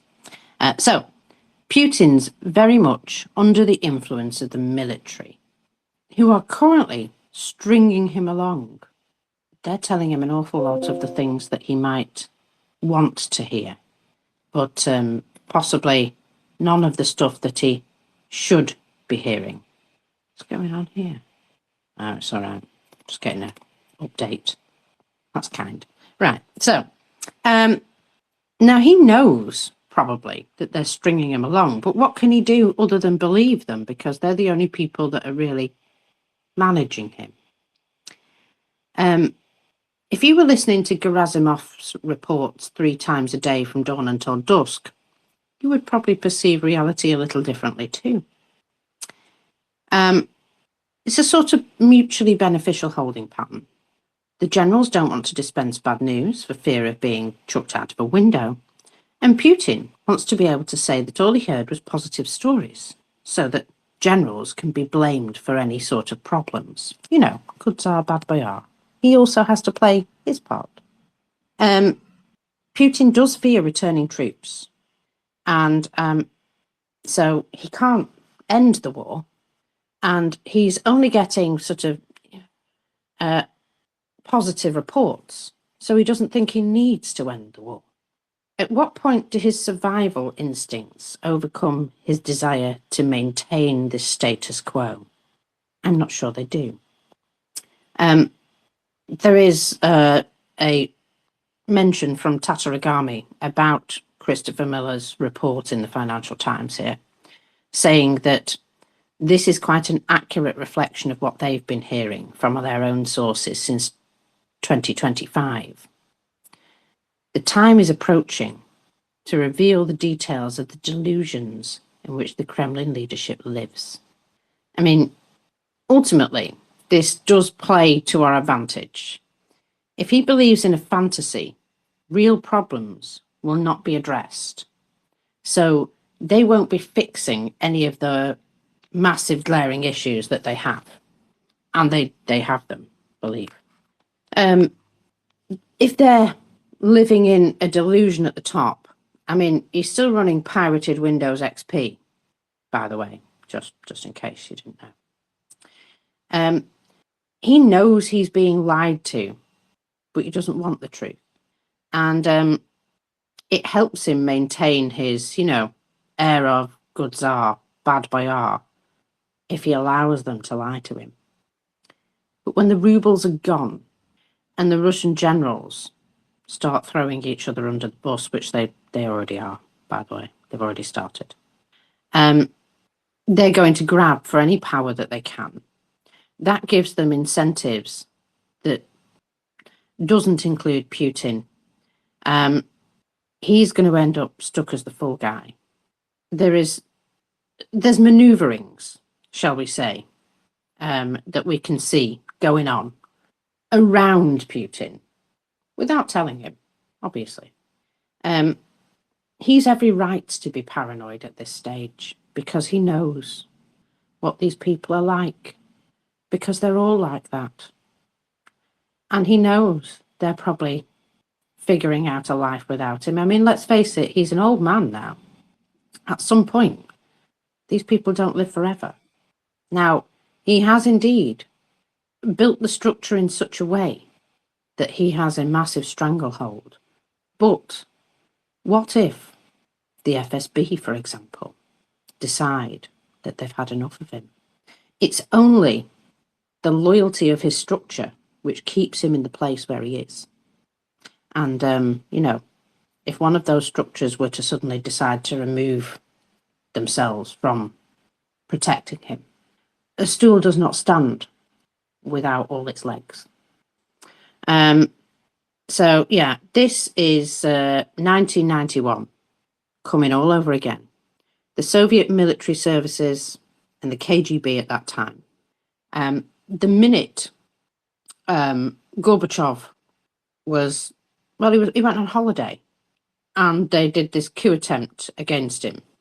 That was, in August? And by December, there was the complete dissolution of the USSR. So it's coming. We just don't know when exactly.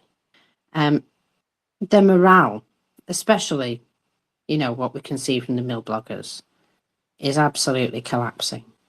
Their front is still, they're still getting some stuff, but they're starting to feel starved of everything they need, especially fuel, because, you can't fly drones without batteries, and you can't charge batteries without generators to charge the batteries, and you can't turn on your generators without fuel. This is why Ukraine is going after fuel everywhere, because it doesn't just stop them moving around, it stops them using drones. There's an awful lot of things that rely on fuel. And of course, food and water for the guys, but I mean, that's incidental to Russia. This veteran's notes, guys, he's having a sad.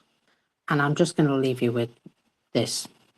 If someone treated the words of the leaders of the Ukrainian, rude word, with irony about the isolation of Crimea, those people are mentally retarded. It is quite obvious that the armed forces of Ukraine are systematically and methodically moving towards the goal of complete isolation of the peninsula now. The consistency of this matter is ironclad. Strikes on the bridges in the north, on bridges across the canal, in the North Crimean Canal, in the area of settlements from, Preobrazhenka and Mirny, the automobile bridges in the direction of Perikop to Armyansk, a bridge in the area of the settlement of Stavki, the systematic work of the destruction of air defences on the peninsula, which I'll note has been going on for 2 years. Today's strikes on the ferries, 3 ferries that could operate between the mainland and the peninsula, now out of action. It is quite obvious that the climax will be a massive attack on the Crimean bridge with missiles. They will use their Flamingo, but not only. And a large number of various types of UAVs. As a result, the Crimean bridge may become damaged and be unsuitable for use. A complete temporary blockade of Crimea. Given our unresolved problems with enemy UAVs on the R18 Novorossiya highway, this will be complete. As was written on my channel earlier, all the facts indicate that the military political leadership of the Ukro Reich, because, they're still fighting Nazis, remember? Under the advisory and support of their NATO allies, are preparing this siege on the peninsula I'll be honest, I don't think any of the NATO allies really have the spinal fortitude for this. I'm pretty sure it's Ukraine doing this by themselves, but of course Russia don't want to ever admit that, do they? There will be an offensive in the south in Novorossiya this summer. Well, then now. Good. The situation now is so extremely tense. I would imagine that they will leave the Kerch Bridge up, just as a way out. Russia thought this whole thing would last for a couple of weeks, you know. Only now they're starting to figure out that this is their future. And it ain't bright. Now, I love his, I mean it and all that, but I'm going to swap out with Will and Ming. So you get to listen to us for another couple of hours, folks, and they're going to bring you some information that I probably would not. So I'm going to get out of here and go to work. Meh. Toodaloo. Oh. Thanks, Mockers. Yeah, well, I didn't listen in to Mockers and Firefell as I normally do. I was out doing other stuff, so maybe I will end up repeating some of the stuff that they said. But my partner, Ming, is joining us in a second, and he can steer us in the right direction, I'm sure, because I think he was listening most of the time. And thanks, everybody, for hanging around. We're going to catch up on news of Ukraine and the war in Ukraine and diplomacy and Absurdistan and everything that's going on in relation to this war as we push toward victory for Ukraine, which, you know, it's still, the summary is, too long didn't read, is Ukraine is still apparently moving toward victory in this whole race. And you notice that it's nothing but sads coming out of the Russian mill bloggers and the propagandists, and you know it's dooming and glooming over there on that side of the fence. And frankly, it's a little bit delicious, really. I don't know what's better. So love y'all getting all doomy and saying that the worst is yet to come, or the people who still have yet to flee Crimea. And folks, make no mistake that what you see before your eyes is exactly what's happening.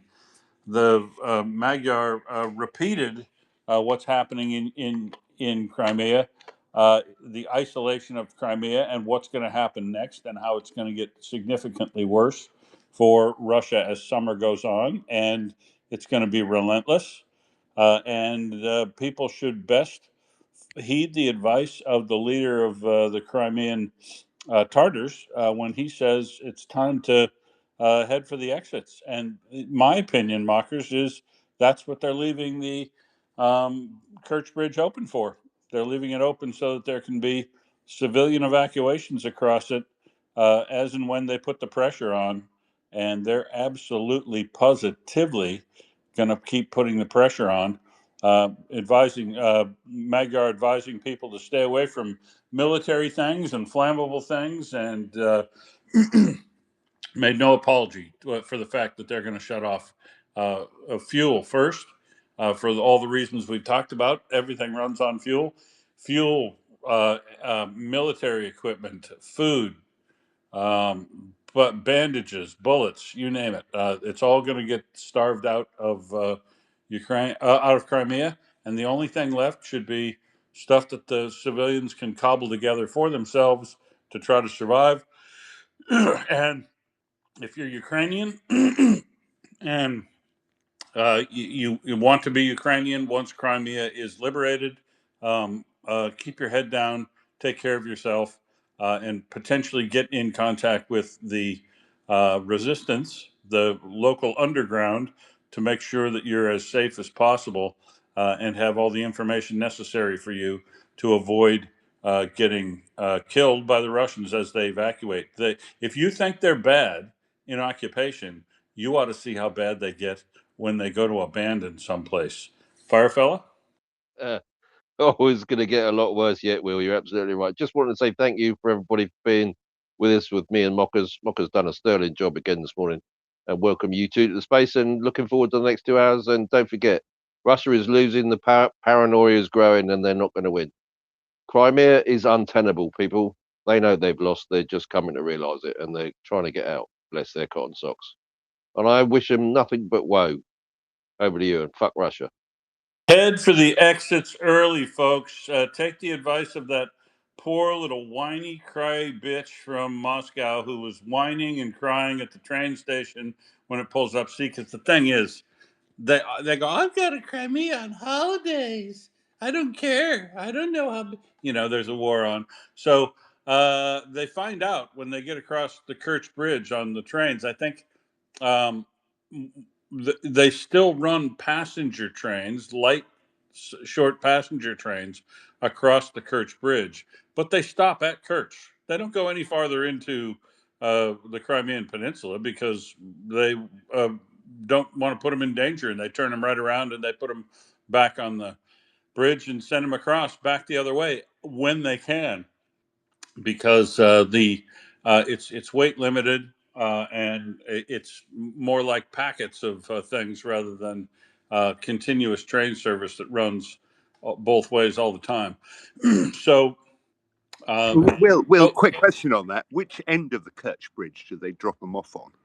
they currently drop them at the Kerch end of the Kerch Bridge, but soon they may need to drop them at the Taman end of the Kerch Bridge, and it will stop there, because the Kerch Bridge still stands, so they can drop off and pick up at Kerch, but probably for a limited time, given the other developments, because Magyar reported that they struck.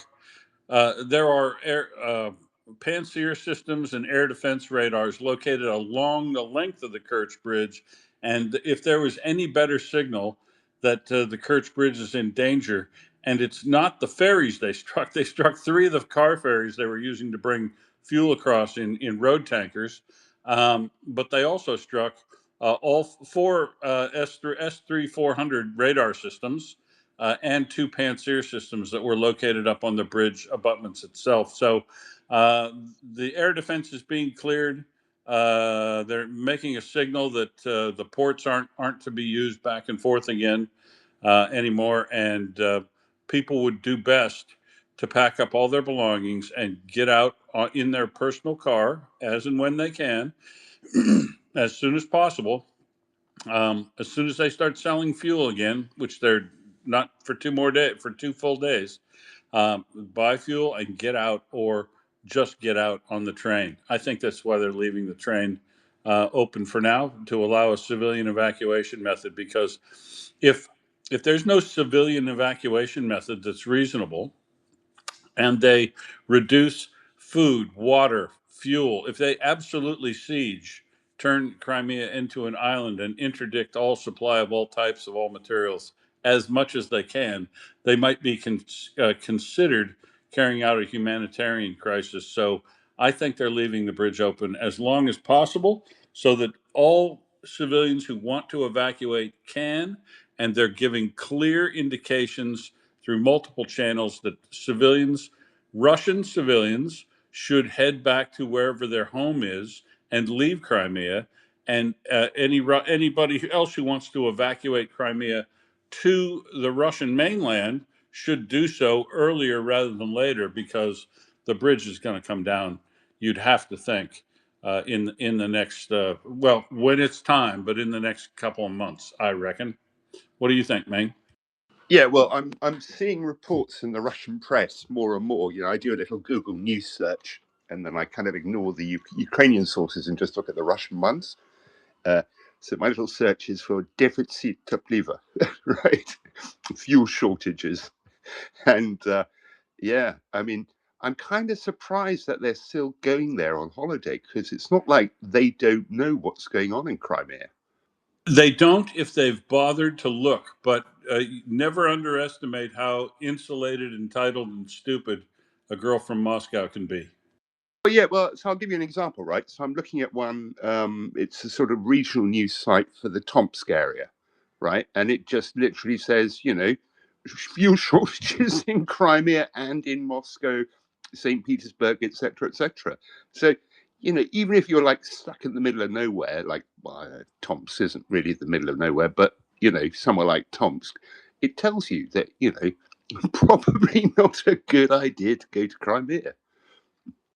I mean, yeah, essentially the overall message is if you saw all the indications, I don't care which city you live in Moscow or in Russia, if you saw all the indications that the war was coming home to Russia that have been presented this year so far, um, I can't believe you wouldn't look around for better information and find out if it was really dangerous to travel to Crimea or not, if it was all hype, and that you'd search out and find that it probably is dangerous, and there are fuel shortages, and these food shortages they talk about or limits are true, and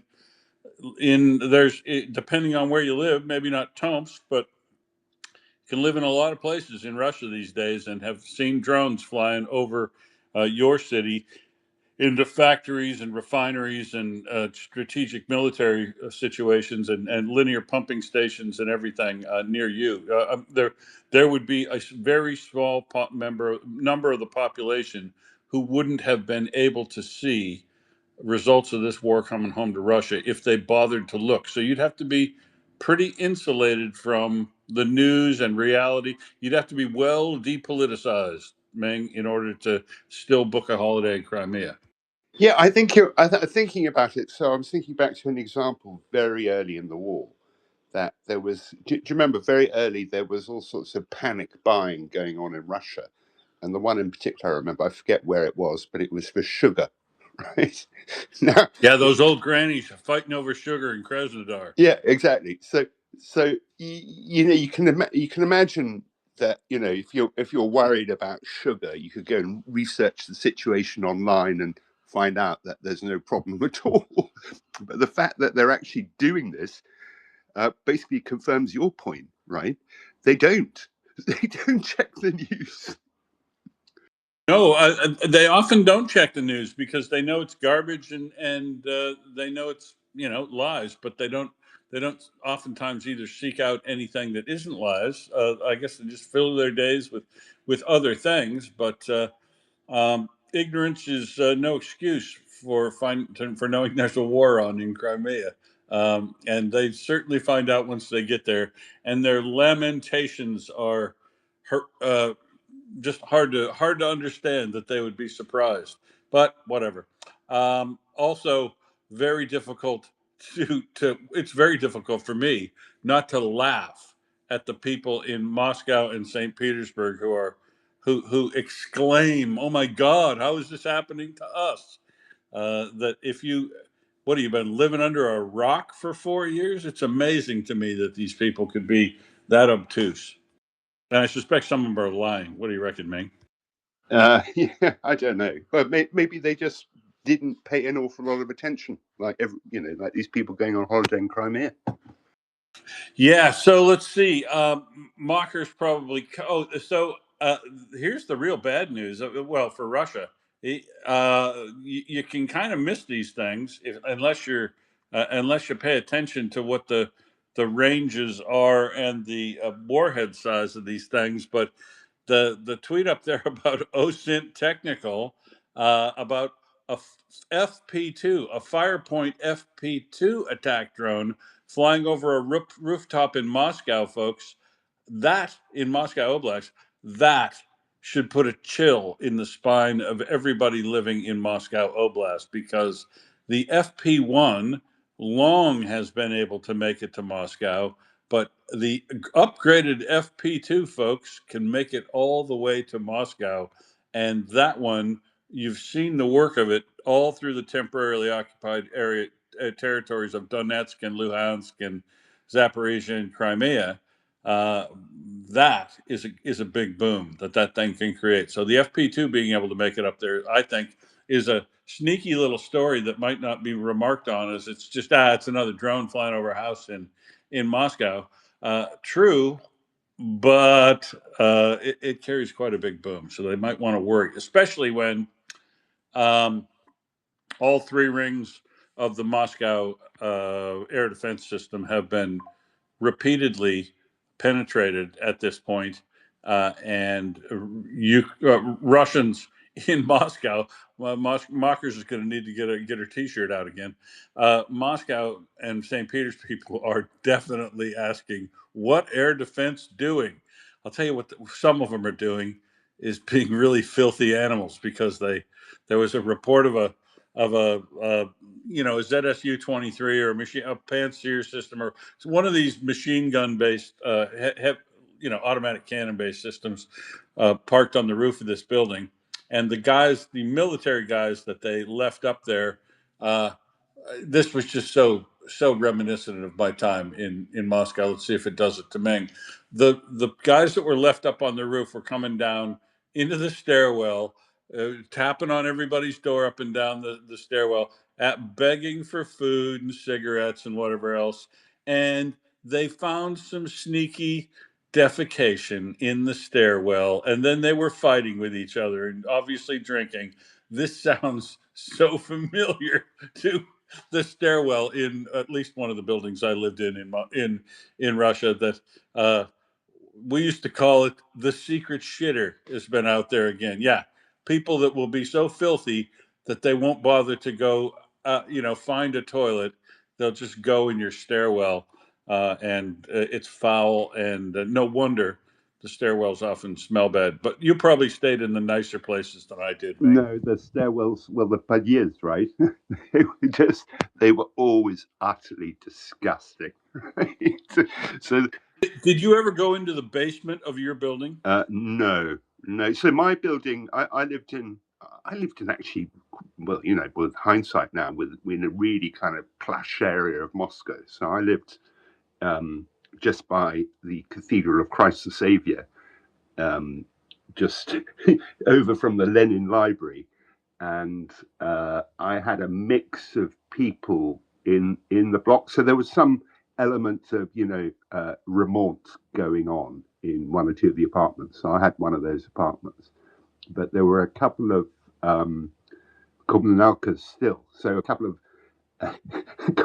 kommunalkas where basically it's three families living in a room each in a single apartment. So that was something the Soviets did quite frequently. And the guy that everybody got really pissed off with in the building was because he was a total alcoholic, right? But the really scandalous thing about this guy was that not only was he an alcoholic, he was Jewish. Right? So, oh my God! Yeah, so they're literally telling me he's such a drunk, he wrecks the thing. But it's so rare to find a Jewish alcoholic. So he's like a circus animal to those folks. Yeah, and he probably lived in one of the communalcos and he did. Was run out of them irregularly. He did. Yeah, we didn't have that, but you'd always have one of these. I lived in multiple different Khrushchevskis, and just the nameless, faceless buildings, Soviet buildings, you see everywhere. And you go down the stairwell, and go out the front door, of course, through the metal door. But you could take that last turn and then go back down to the stairwell by the basement, to where there was a door at the bottom. But sometimes they'd leave that door open, and you could go around and look down there. And I'd been down the stairs to see what was down there, but there was always standing water down there. And I mean, it smelled foul. It smelled like they were storing bodies down there or something. So I'd always close that door if I found it open, because it would just fill the stairwell with foul odor. And they were probably trying to air it out. But I never, ever saw anything in Ukraine. And I've now, stayed all around these towns and walk around everywhere, trying to find the bad places. And I'm out walking over in Kiev on the right bank or the left bank when I was over doing church porn for Heather, and I walked along the communist the Khrushchevskis all the way along this row of them forever through this nice park. Well, the common areas along these buildings in Ukraine are like parks. They're meant to be like common area parks. In Russia, they'd be all despoiled, and the trees would be hacked back to nothing. It'd be dirt patches, and if there was playground equipment, it'd all be cut off. And the stench that would come out of these grill areas in the bottom of these Khrushchevsky apartments was, it was foul in Russia. But I purposely walked down this row of these things to find out if that was the case in Ukraine, and it wasn't. I mean, it just the people that you see in the air raids now in Russia, not in probably some in St. Petersburg, Moscow too, but certainly in the far areas where they say there's now air raids in my town, and the air raid shelter is in the basement. I would just shudder. The air raid shelter is in that basement to go down there because it's the same thing. I've seen videos of them. People saying in Voronezh or Samara, we were told to go to the basement, and A, it was locked, or B, it wasn't locked, but it looked like a dungeon torture chamber or something out of County Monte Cristo. It was horrible. So yeah, Ukraine wasn't like that, and this is why I would go walking around the furthest edges of towns and cities, because I was looking for the really bad places, right? I was looking for all the places to say it can't all be nicer than Russia. Some of it's got to be a crap hole, right? But you go a long way to find really bad stuff in Ukraine before it's relatively easy in Russia to find things that are horrible. And Russian basements are full stop scary. They're like Wes Craven inspired. He probably went to Russia before he wrote his horror novels and movies, because they're like that. I mean, you get that skin crawly up the back feeling. Anyway, enough on Russian basements. For you. So the other thing, so it wasn't just Khrushchevska's, but so Khrushchevka's a Khrushchev era buildings. Then there's the Brezhnev ones. Then there's the Gorbachev ones. So in Russia, I always noticed like the build quality was absolutely terrible. So the brickwork, for example, wasn't even horizontal. So you'd sort of like wonder how structurally these buildings could stay up. Because when the facade chips away from them, the brickwork and the mortar work is just absolutely rubbish. The only good ones were the Stalinkas, but of course those were all taken and gentrified well before we got there. So was that the same in Ukraine, or was it you could see the build quality was sort of way better than what we see in Russia? Yeah, so the build quality on average was probably better, but the thing is that the problem with all buildings is it's the maintenance on them, right? You can take, and this was the other thing that surprised me. You could take a Khrushchevsky and put it in, one of the towns I was in, one of the smaller ones even, particularly like the small towns, or the smaller towns and cities, and you'd walk out through those areas in the farther neighborhoods from the center of town, and even though they were old buildings and they were phenomenally modest accommodation to be considered living in, the common areas would be well kept by the people that lived there, and the building had clearly had maintenance, and everything hadn't turned into a trash sort of heap around it, or scary looking places that you wouldn't let your kids hang out on. And, they were just altogether better on average than anything in Russia.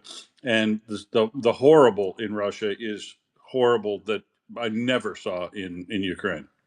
In my tiny 4 trips over 20 years of traveling there, anecdotally through cities all over the east and cities and towns east and west of the country, but not much in the south. Can't say I've traveled all over Ukraine that extensively, but I've traveled enough to make now, I think, what I thought was an anomaly back when I first started working for Ukraine's victory was clearly not an anomaly based on my years of experience in living in Russia.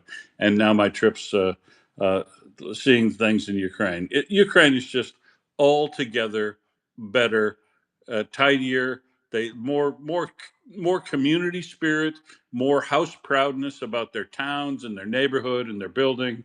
It's a revolution. There is a clear, different massive cultural difference between Ukraine and Russia, and you're going to see more of that as we move toward the end of this war.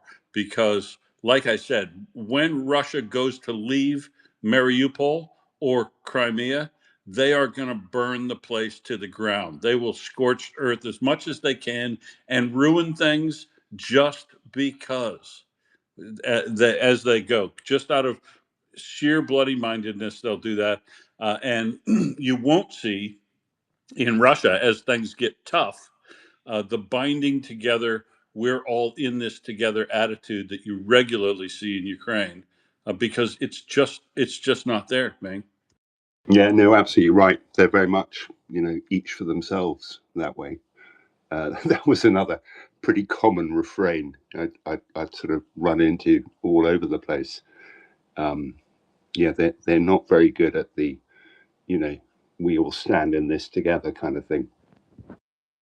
Yeah, I'm hearing news flash and seeing stuff come across my phone, which I won't go to, but somebody else in the background probably will. That there's a presser outside number 10 Downing it's Street, about and Starmer, isn't it? speculation that Starmer might go. I think that's a bad idea. Well, it looks fairly certain he's going to go. It looks, so I'm looking at the headline on the BBC. They're covering it live. Top government figures expect Starmer to announce resignation plans, yada yada. So it looks like it's going to happen. I have to say, look, personally, I mean, I don't dislike Starmer particularly. He's just a bit meh. Do you know what I mean? Yeah, I kind of like Ma at this time, at this juncture, though. I don't need anything flashy. I just need competent. That's all I'm looking for in governments. And I don't know England or Britain all that well, regardless politically, because I don't live there on a day-to-day basis. But he certainly doesn't seem to be that bad. And my question is, what's the alternative? Why would you change leaders before you go to a next election unless the new leader has something absolutely amazing to bring to the table that Starmer doesn't? And I don't even know who the leader might be. James Healy? This is the Biden treatment. This is exactly the same playbook. The press ignored everything about the NATO summit that was being held.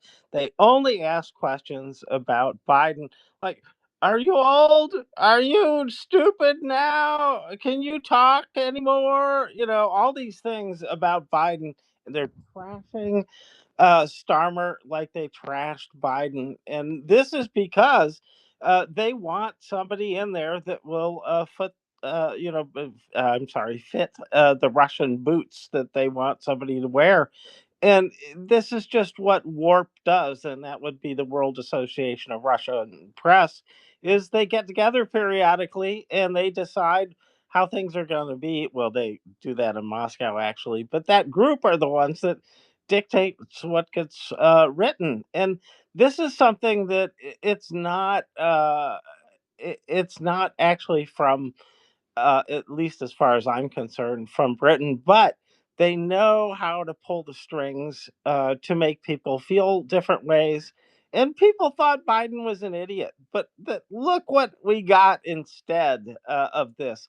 And I think that's the whole plan, is to get somebody more malleable to Russia, or by Russia, however you want to say that. Anyways. Right. I don't know, Any James. I'd say speculation UK made on politics. Yeah, I mean, there's certainly people who are influenced by Russia within UK politics, but broadly, I would say most people are pretty immune to it. Really? I mean, Brexit? Come on. Look at this. Look what's happened to Britain since they broke up. Nothing really marvelously good has happened. I don't see it. I do see a huge amount of influence there, and I'm not picking on Britain in particular. This is true of many nations, that they're strongly influenced by Russia, and like Russia. America? Yeah. I mean, it's the same. Like I said, it's like the Biden playbook. It's the same thing running. Fortunately, Britain is a parliamentary democracy. Has anybody polled the cabinet? And do we know who the proposed leader from Labour is going to be? You'd have to ask a Brit. Well, he's literally just stepped out the door. So 9:31. It's 9:31 here at the moment. Keir Starmer steps out to make Downing Street statement. So we'll have to wait and see what he's announcing. Yeah. But, Meanwhile, we'll get you the news in Ukraine, and we'll come back to Keir Starmer, especially if anybody knows who the new leader is going to be. I'd like to know what their views on Ukraine are in any previous statements. That, of course, would be the key that I'd want to know about. Ming, have you heard about all the attacks in and around Crimea in the last 24 hours? I haven't. Yeah, so I want to hear some good news, because you were saying earlier it's all doom and gloom on the Russian side. There's a really gloomy piece on the BBC this morning, right, about Konstantinivka and how they're having a real problem holding it. The Ukrainians are having a real problem holding it, and it's the key to the Donbass, etc., etc. So yeah, I want to hear some good news.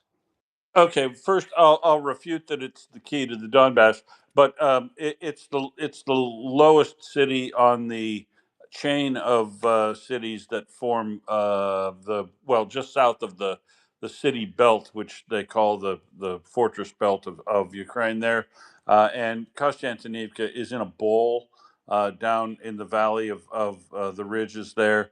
Russia has been infiltrating up both sides of the city and moved into the southern end. And I talked extensively about this with Smokey yesterday.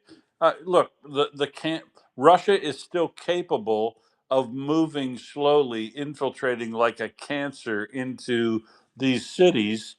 You know, you name it. Kostiantynivka is after Pokrovsk, which was after Avdiivka, which was after Kupiansk, which was after Bakhmut. You know, they're working their way toward this. But I'll note, it's the only place on the front line that Russia's able to keep this shit up, and they're losing 1,200 a day. So, and if the interdiction of their supply routes works, which is in the good news side of the ledger that we'll get to in a minute, I suspect they might not be able to take much in Kostiantynivka, or then any guys they infiltrate into Kostiantynivka might end up trapped and abandoned, like the folks did inside, in the hospital basement of Kupiansk. That then they just waited them out for weeks.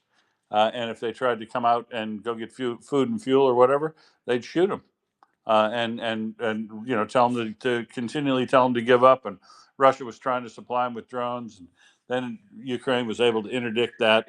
It's all grotty back and forth work, but it's attritional type work. It's not maneuver warfare. Yeah, can Russia keep it up? You bet.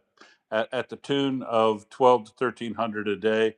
Losses, they sure can, and good, and more power to them, I guess. The only question is, will the cancer overtake Kostiantynivka by the end of summer or by the end of the year? The rate is the real question. Or will they stop it totally? Because supply cutoffs are getting very severe now. You would know that the bridges across to the north into Kherson from Crimea have all been hit multiple times. Everybody now knows where Armyansk, and they all know where Chungar is, and they all know where Henichesk is, and they now know Mirny and the other little towns and villages that have these multitude of bridges across the causeway there. And Russia keeps whacking up new fordings or new pontoon bridges each night, and they get knocked out the next day. Plus, many of the trucks that are approaching or leaving or parked at these choke points that Ukraine has created at the north of Crimea. All of the routes to Crimea from through Zaporizhia, Kherson, Donetsk are all under fire control.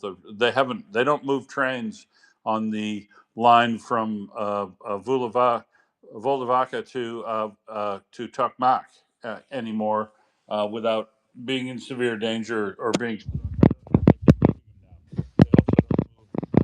any trains down along the train line right along the coast, and the road is also the major highway there is done, and the road from Mariupol to Donetsk and the road from Mariupol to Taganrog we've seen interdicted many times. And the thing that you don't remember is not only are they interdicting road trucks to the tune of something like 30 or 40 a day. They are also remotely mining those roads. And the reason I mention remotely mining is they're now remotely mining also the roads out in eastern Luhansk and Donetsk that lead into Russia. So as if the temporarily occupied territories weren't temporarily occupied, Ukraine is remote mining the areas around the checkpoints inside the temporarily occupied territories between at Russia and Ukraine's border. So I think that's a pretty cheeky move, frankly, doing all that mining, remote mining, to try to isolate the Donbass the way that it's being isolated at Crimea. And of course, people are going to filter through and take secondary roads and all that, but it slows everything down, and it just shows that Ukraine it won't be stopped in trying to reduce or eliminate Russia's supply in total that all the way into the Kostiantynivka axis, the Liman axis, all of these areas that Russia's either kind of holding its own on or pushing at in the north and east, and down in the south, Crimea and Kherson, Russia's going nowhere fast. They're just targets at this point, and if they can cut them off for bullets, beans, bandages, food, and water, and fuel, especially the fuel, they're started with the fuel. Russia's going to have a lot of problems. There's a lot of problems that cascade through your military if you run out of fuel, and Ukraine over the weekend has clearly stepped up the attacks now on the Kerch. I joked about it on Friday that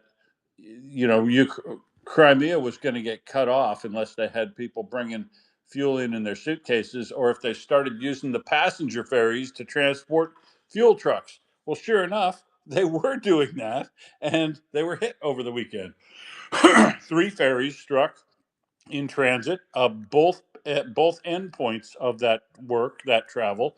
The pickup point for fuel at Kafkaz to put it in the trucks to roll them on the ferries, and the exit point at Kerch, with seven of the tanks on fire in the depot. Well, we'll call it a little terminal where the passenger ferries land over in Kerch, not well north of Fedosia on the other side of the isthmus, we'll call that. The there was there was a little terminal there, a little fuel storage terminal that you'll think this is hilarious, Ming. It's about the only place left to store fuel in Crimea that hasn't been struck was the fuel storage at Kerch, and the fuel storage over at Kafkaz in Taman over in Krasnodar had been hit multiple times. But did you read that fighter bomber slipped a lip, sinks ships? He noted 3 days ago that there was a big supply of fuel coming to Crimea, that everything was fine because fuel is being delivered now. Well, the only place it could have been delivered to was Kerch, and then that got struck. So the first USF retweeted his tweet about, or his Telegram post about fuel arriving in Crimea, and they said, "Thank you very much for the heads up." And they knocked out both the fuel storage at the destination, at the point in Krasnodar where those ferries leave from, and 3 of the ferries were also damaged or sunk en route.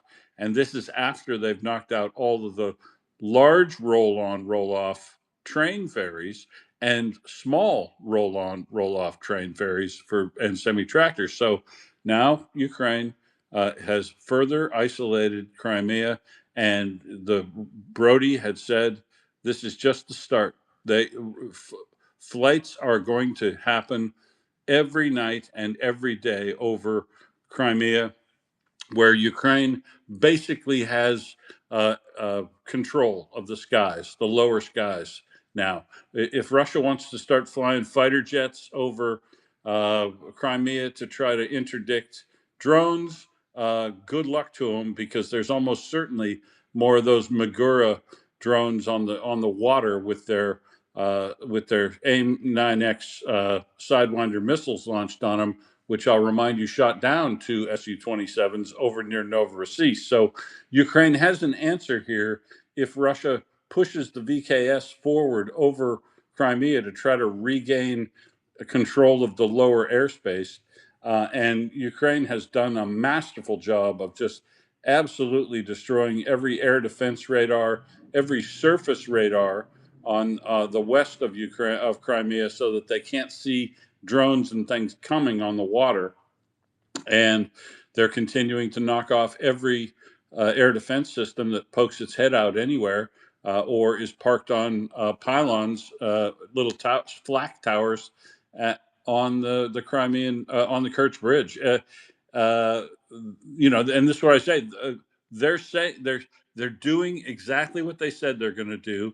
They're basically saying it's going to get worse, and they've told the population formally and informally that if you're Russian, you should start heading for the exits immediately in Crimea. And I think that's quite good advice. But note that you don't have to be essentially landlocked or seabound like Crimea mostly is to be fully isolated, because they're taking the same approach to the roads and rail in east of Donetsk, where Russia's moving in a lot of supply up to that front. As I think we might have talked about it before, essentially the interdiction of supply and control by Ukraine will probably extend all the way over to the M4 highway in Russia that leads from Rostov to Moscow, that highway that we call the Yevgeny Prigozhin Memorial Highway, Ming. Oh yeah, the Yevgeny Prigozhin Memorial Highway. The idea always makes me laugh.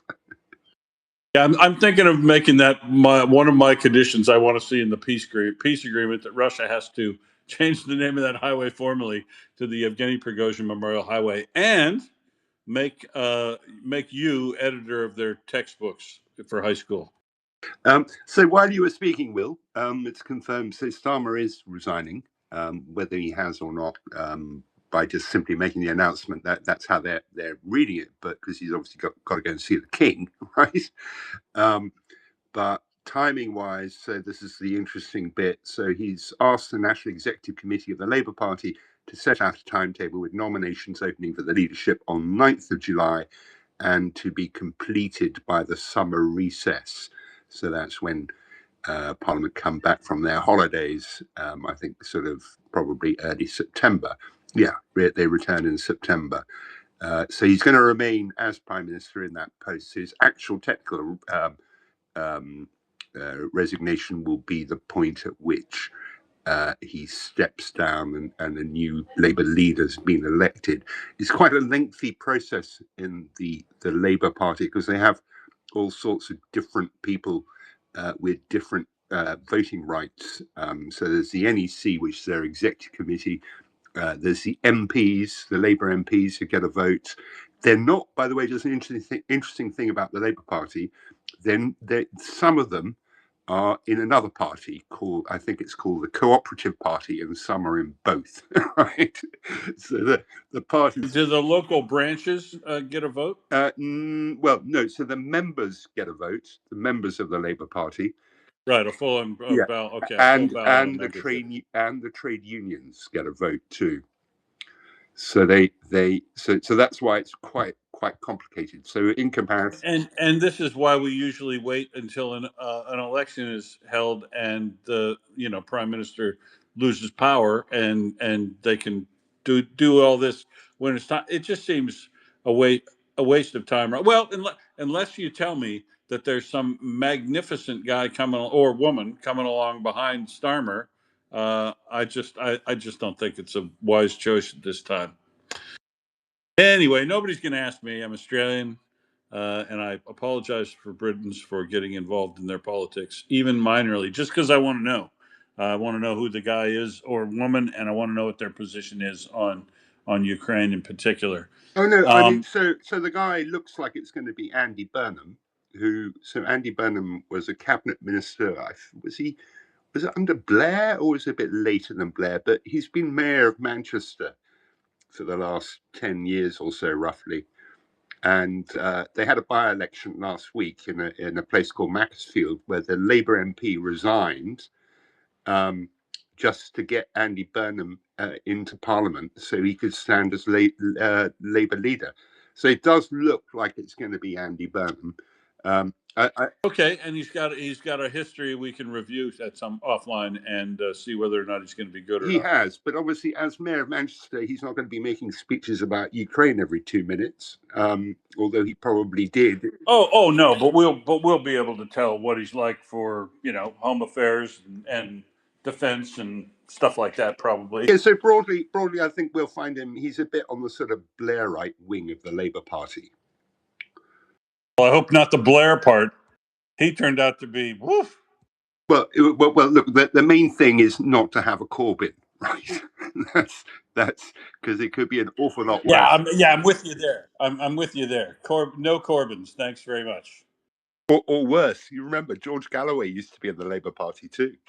Holy moly! Well, big tent, as they say, huh? They'll take anybody. Right. So bad news from Russia, but I can tell you that the Ukrainian Navy has stepped in and rescued one of these vessels. So it's on, folks. Russia is attacking the merchant ships heading to and from Ukraine now, which you could expect. You could expect, right? But this is truly. It's one of those things that used to be considered an act of war. Well, we already consider Russia at war with Ukraine, but really the world should be requiring Russia to declare war at this point if they're going to attack commercial shipping, because they attacked 2 civil merchant ships on their way to Ukraine, and multiple injuries on the vessels, but one death on the Panamanian flagship was the Victress. Suffered significant damage to its seaworthiness.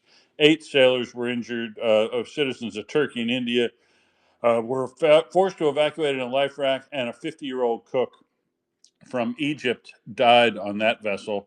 Vessels under the flags of Pallas and Belize were also hit. Damaged ships continued on their journey without any injuries reported. So don't anybody.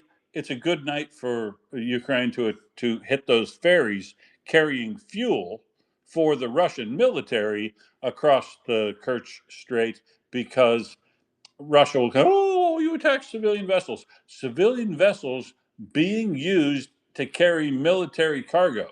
Big difference between grain ships leaving Odessa and going to Africa to deliver food. Big difference. But anyway, so yeah, that's what's going on the sea. Update, more battle damage assessment update, and maybe Firefellow talked about this before, but if he didn't, I've got a real bugbear about these. I'm very insulting of Russia's capability to do fire protection and environmental spill protection at their depots and terminals. And here again, we see a case where the Rybinsk terminal that was struck on the 14th of June, the Russian reserve for fuel there near Yaroslavl. Well, over to the Rybinsk reservoir from Yaroslavl, so not that close, but it's a strategic reserve. But no fire ring, no proper bunding, no. So when a fire starts, it's gonna wipe out virtually everything that's adjacent to what's on fire. unless the wind's blowing perfectly the right direction. And turns out that was true with almost all the tanks in the western packs of that facility burned out. 15 tanks injured. Another 5 look like they suffered serious damage. So that's a full third of the strategic reservoir of fuel in the northern district there at Yaroslavl burned down for Russia. Boo-hoo, and expect another return trip. See, since they can get to these places with impunity, expect when they find out that the wind's changed and it's no longer prevailing from the west. If wind is ever prevailing from the east in that location, and Ukraine finds out, they'll probably go back and hit the packs of tanks on the east side and let those burn to the west, and then they'll have a much better chunk bitten out of that facility. But it usually takes more than one trip. This one only burned for about 6 days, so not even a full Scaramucci because of wind and rain, atmospheric conditions mostly. There was some, obviously some firefighting attempts, but given the uh, limited built-in capacity to help, many tanks caused other tanks to catch on fire and burn down. But there's still about 2/3 of the facility that hasn't been burned, so expect another trip to Yaroslavl soon for some more FP1s. I guess is what they're going to take up there. The car ferry that was struck, two car ferries, the Panagia hit yesterday, and the Lavrenti were the ones that were struck on the Kerch to on the Kavkaz to Kerch route as they were delivering vehicles, including fuel tankers. Let's see what else is But going on. we'll just to go quickly back to Andy Burnham. So I googled him on Ukraine, and just under a month ago, this issue obviously came up because there's a tweet from him. Let's see, on the 27th of May, where he lays out his historical positions on all of this. So I'll read it to you quickly. So, for the record, I opposed Russia's invasion of Crimea in 2014. I called on FIFA to strip Russia of the 2018 World Cup. I have resolutely supported Ukraine and Ukrainian mayors since 2022. And I believe that British right's closeness to Putin is a risk to our national security. So I think that's pretty clear cut. He's sound on Ukraine and Russia. Nice, and provided he's got some good plans on how to address the fact that Britain needs to beef up its military spending simply to protect itself, whilst also helping out Ukraine to protect themselves. But I don't know. There's like here in Australia, we elect these governments that have a mandate to make significant change, and they make minor or kind of nothing burger changes, and then they get smashed an election or two later, and some frankly bad people take over because the nobody wants a do nothing government. The Biden administration was so frustrating to me because they could have done so much for Ukraine in particular, but they just weren't bold enough. They didn't use their mandate the way that it appears to me that the Tories, when they take over in Britain, or liberals here in Australia, or the Republicans in America, it doesn't matter if they win by one vote. They say we've got a mandate, and they do their things, right? They push whatever their barrow is through. Usually, it's for rich people, but you could say at least they look after the folks who wanted them in a bit, whereas Labor across the board doesn't really seem much time to use its large mandates to make structural reform to deal with some of the big problems we have today, folks. There are way too goddamn many billionaires and trillionaires even now.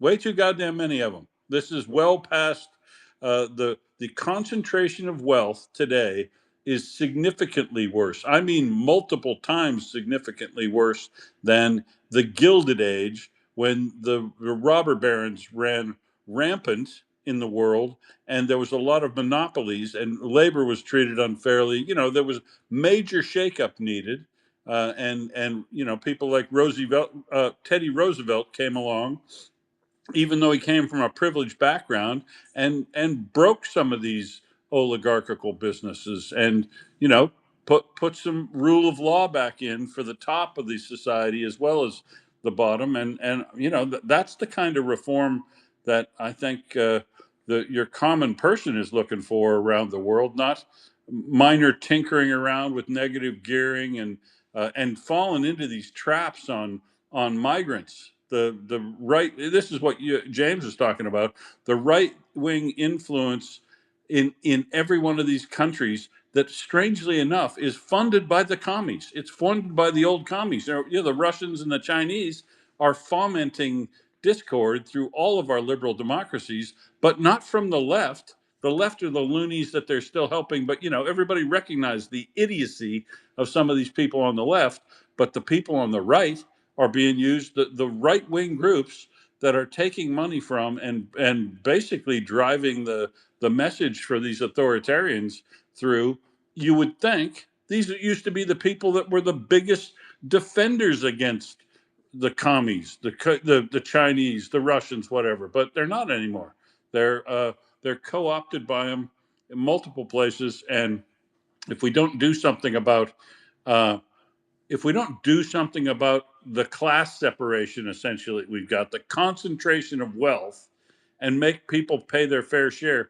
The reason why we don't have enough money to do everything is because the rich are not paying their fair share. I'm sorry. It's just true.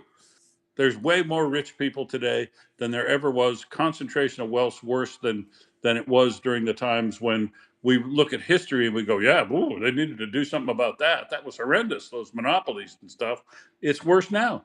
But here's the challenge, Will, right? So, and it's something the Labour Party have actually sort of tried to do a little bit about. So the challenge is if you put the taxes up for the wealthy, right, they all move to Dubai, so you don't get any tax at all, right? So let them. Yeah, no. So Labour did some thinking about this, and so what they came up with instead was a mansion tax, because the thinking is basically your mansion can't move to Dubai; it's stuck in place, right? So I think, I mean, it's not huge. It might grow over time. I don't know, but it's from memory. It's something like, so it's basically houses worth more than £1 million. They pay about an extra £5,000 a year in mansion tax. But whoever lives in them isn't going to run to Dubai because of the £5,000 a year. But it is an attempt to address that specific issue. Yeah, and those and more creative ideas like that are necessary. Even the more the rich bleat about, oh, I'll disappear, sovereign risk, I'll run to Dubai, or I won't mind that stuff in Australia. Let them. Call their bluff. They won't. Living in Britain is a very, very nice place to live. Not as quite as nice as Ireland, but it's a very, very nice place to live. I've worked in 18 different countries, and I can tell you what, there's not a lot of people who are going to move to Dubai or Qatar or Saudi Arabia or any of those Gulf states. They might like living in the air-conditioned hotels for a while, but I guarantee you they won't want to move all their assets out and never return to England, because it's just a nicer place. And and safer these days too, with what's going on. I mean, I don't believe. I hope it is, but I don't believe this war with Iran is over. I think it's going to flare up again because the deal that they formulated is too shitty. And I was when it started to get ugly, and those folks were headed back to Britain, and there were all the memes about Her Majesty's Inland Revenue Service will welcomes you home. I hope they go through all of them with a fine-tooth comb. Frankly, I hate people who evade their taxes because they're rich. I hate them. I don't. I mean, I've made a little bit of money in my life, but I've always paid my taxes, and my accountant was always trying to show me extra ways I could hide this or do that. And I went, no, don't want to hide anything. Pay my fair share of tax because I love living in Australia. I think we have a great egalitarian system, and I'm willing to fund my full share of all that happening because I want good schools. I don't have any kids, but I want good schools. I want good public transport. I want stuff for all of us because it makes my life better, even though I might not directly benefit from it. And I know that's stupid. Everybody, there's a lot of people go, well, I never get anywhere with an attitude like that. Trust me, you can do quite well and not have to be a greedy asshole. And that's the other problem. Greedy assholes. Elon Musk, Larry Ellis, all the top 10 richest people in the world, they may act like they give money away. They don't give money away virtually at all in comparison to even the robber barons, the Astors and the Rockefellers. You know, these places that you go and you see all the names of the places, Rockefeller Center and all that, those places left huge endowments for those, to make sure that they built public buildings and things for the public good. Sure, they were rich assholes, but at least they tried to leave something behind, and scholarships and building. Elon Musk isn't leaving anything behind. Mark Zuckerberg will build hospitals, but only if you put Mark Zuckerberg's name on it, and advertise what a great guy he is. True charity doesn't need to be tagged with your name, frankly, if you're really interested in the common good. And those folks, they just aren't. As a percentage, they're horrendous, horrendously greedy, even in comparison to some of the most greedy people we've identified as a class during the Gilded Age, which is Trump's so fucking stupid. He said we're returning to, I want a golden age. What he really meant, but he couldn't remember from the history classes he probably didn't sit through properly and read, is what he meant is the Gilded Age, but he calls it a golden age. Yeah, so an example of what you're talking about there, Will, my local library here where I live in Ireland is a Carnegie Library, funded by Andrew Carnegie, which is... Yeah, the guy, the big steel and banking guy. Yeah. Welcome up, Neutrino. Hi, yeah. I sent you a couple of links. Will, can you hear me now? Yeah, go ahead, Neutrino. Okay. I sent you a couple of links in your DMs. One is from Starmer, and it's a film of his statement he made just now.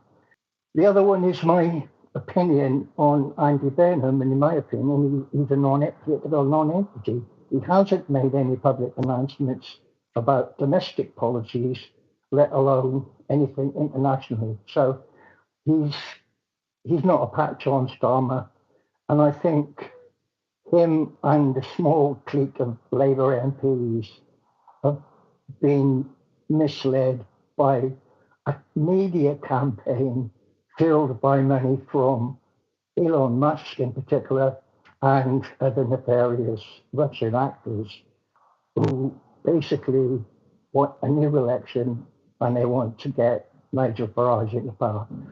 I've got to go shortly, so that's it for now. Cool, thanks, Neutrino. Look, we'll go back to Ukraine by thinking I just want to find out what Burnham is interested in Ukraine, but I just failed to see what the justification for a change was. Now is all. But I don't. As I say, I'm from Australia, not Britain.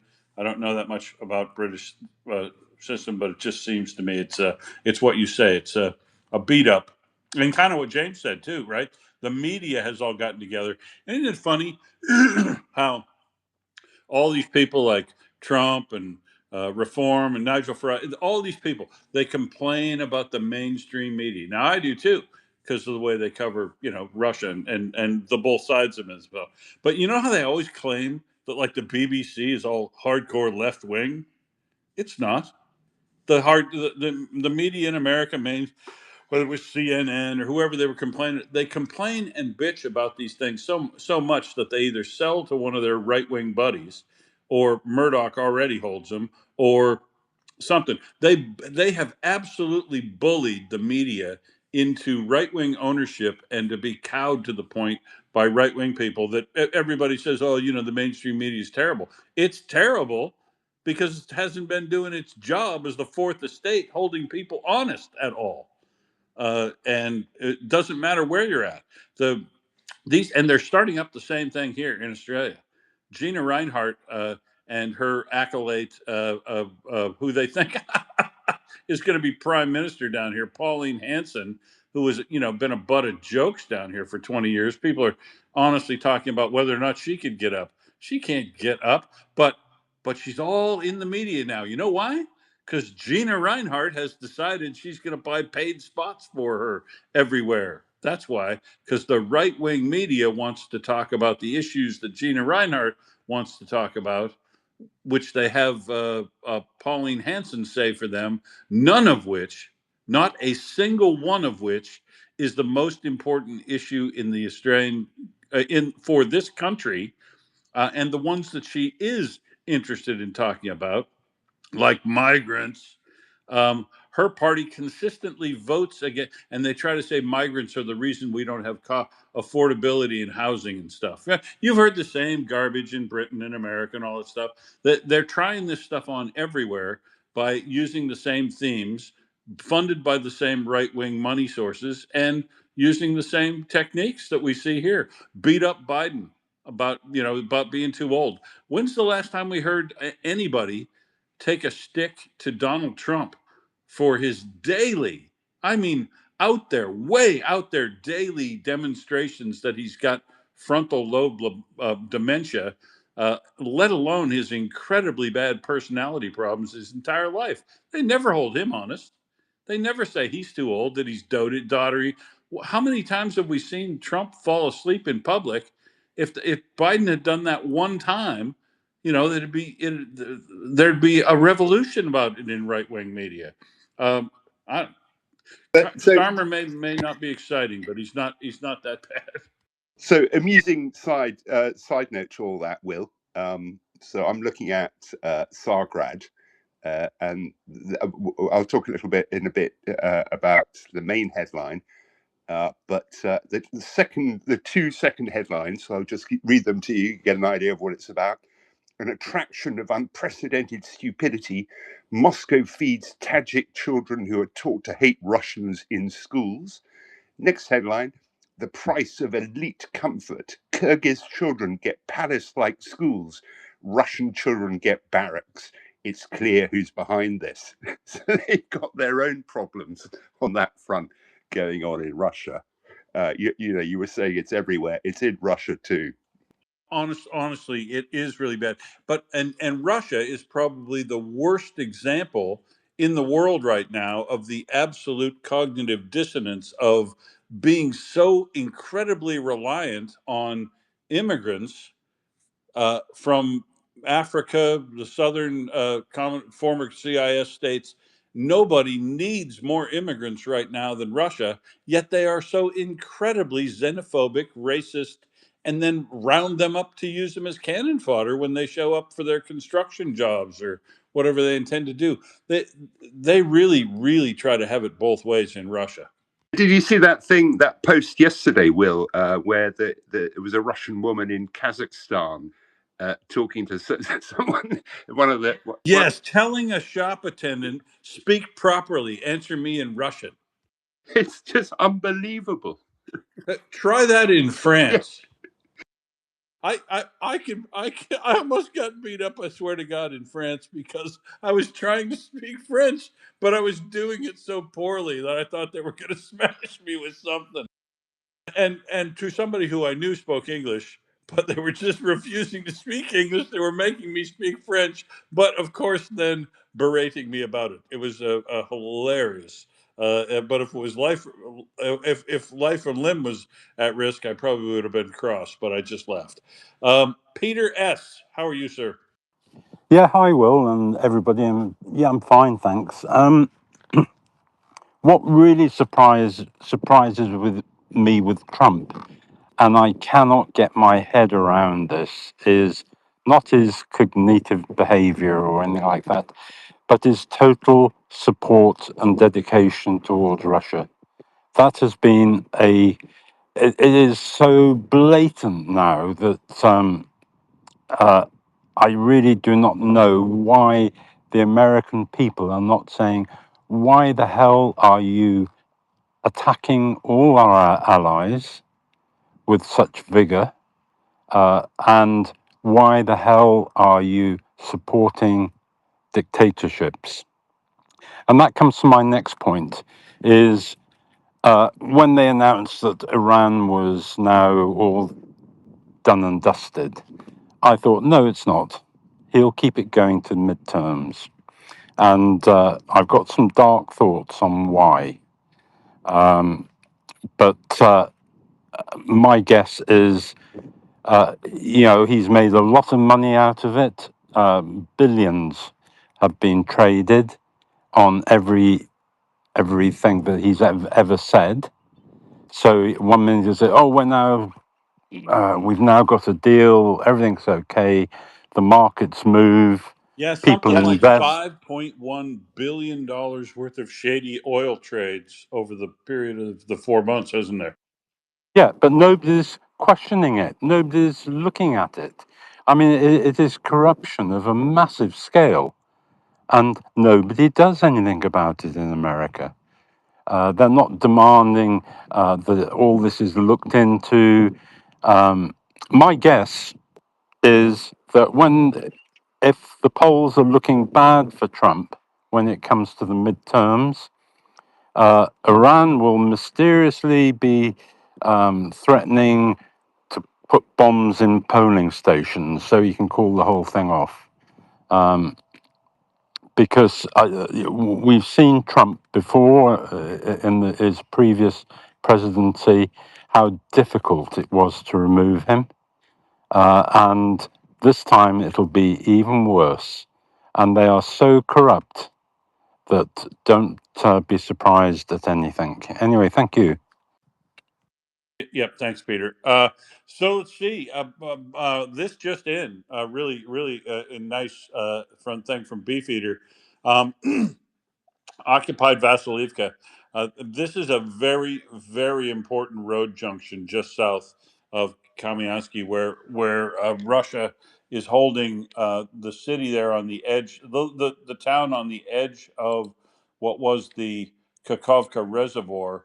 But Ukraine has been pressing down from the north in that area, and the real place we're headed for here, Kamiansky on the inlet is nice to be able to get down that far, but if they're able to press a bit farther and they cut off Vasilivka, whether they cut it off like they've done in the picture there with a bomb, a very well placed guided bomb that appears to take out the road bridge across to Vasilivka, if they are able to isolate, or even better yet, take Vasilivka, or they're definitely isolating it now from the south with that strike on the bridge. This must mean that Ukraine is going to press harder uh, from the north down toward Kamiansky over to Stepova down to this axis. It would appear is going to become a point of interest for Ukraine to press on, because all of the preparatory work that they've done previously to get across the 11 crossings at the Konka River, straightening up the lines from Stepova over to Kamiansky and pressing down from that area with against a Russian military that's having a hard time holding them back. They're now blowing the bridges behind Russia to provide for more supply from the south to the north. So I think that is going to get to be a very interesting axis this summer with regard to Russia better reinforce it, or they're going to have trouble. And they're running out of places that they can get reinforcements from, because we know they're having trouble, and they're trying to do as much reinforcement as they possibly can over farther east at Huliopoli, and even farther east of that up near Kamiansky. So you can't have it all. And Russia, if it doesn't pay attention, might lose some very important land near down to Vasilivka. And the reason this is going to be incredibly important is that road junction there, if they're able to take and isolate that road junction so Russia can't travel through there anymore, there'll be no more supply coming from Tokmak, and the entire south bank of the Dnipro River there, including the Energodar facility over to the west, might be under threat of capture by Ukraine if they can't keep supply up in those areas, because they'll run out of everything up in that area as well. And with all these mid-range strikes, Ukraine's capability to feed everything supply from the south there is becoming reduced. So what we're seeing is a whole bunch of shaping operations that we can't exactly tell where they're going to go, but they certainly all add up to a lot of threat to Russia for being able to hold Crimea, to being able to not be at risk of losing a place like Vasilivka along south of Zaporizhia. And the other benefit to that is Russia's really stepping up their cab bombs, their glide bomb attacks into Zaporizhia itself, right? The way they've been doing in Kharkiv and Sumy, all over. Russia's been started lobbing quite a lot of glide bombs into Zaporizhia. And the farther Ukraine can push south, the less capable Russia will be able to do that. So more power to Ukraine there. And, honestly, the supply, keeping up the attacks on the fortress cities in the Donetsk, and anything going on at Kupiansk and anything going on at Vovchansk north of Kharkiv, it's all just too much now. Russia will be admitting themselves, the mill bloggers, that they can't do it all, and they need to pick where they want to hold and where they want to advance, but they can only pick about one or two places maximum where they can advance, and they still have to make sure they can hold all the places that are south and west of Huliopoli, let's say, and it's all becoming pretty tenuous with these mid-range strikes. Hopefully, the mid-range strikes of Ukraine will keep up through 1st of July and expand to other locations, potentially all the way over into the farthest, over to the M4 highway in Russia, Rostov. I honestly do want to see them interdicting traffic on the Yevgeny Prigozhin Memorial Highway, and we'll know things are going very well indeed if they are. And then when the bridge drops, when they decide to drop that Kerch bridge, will be very telling. But as I say, I think they're maintaining that so that civilians can flee across it now. But if it won't be long before they will want to drop that, probably because they've now reduced all the air defense on it.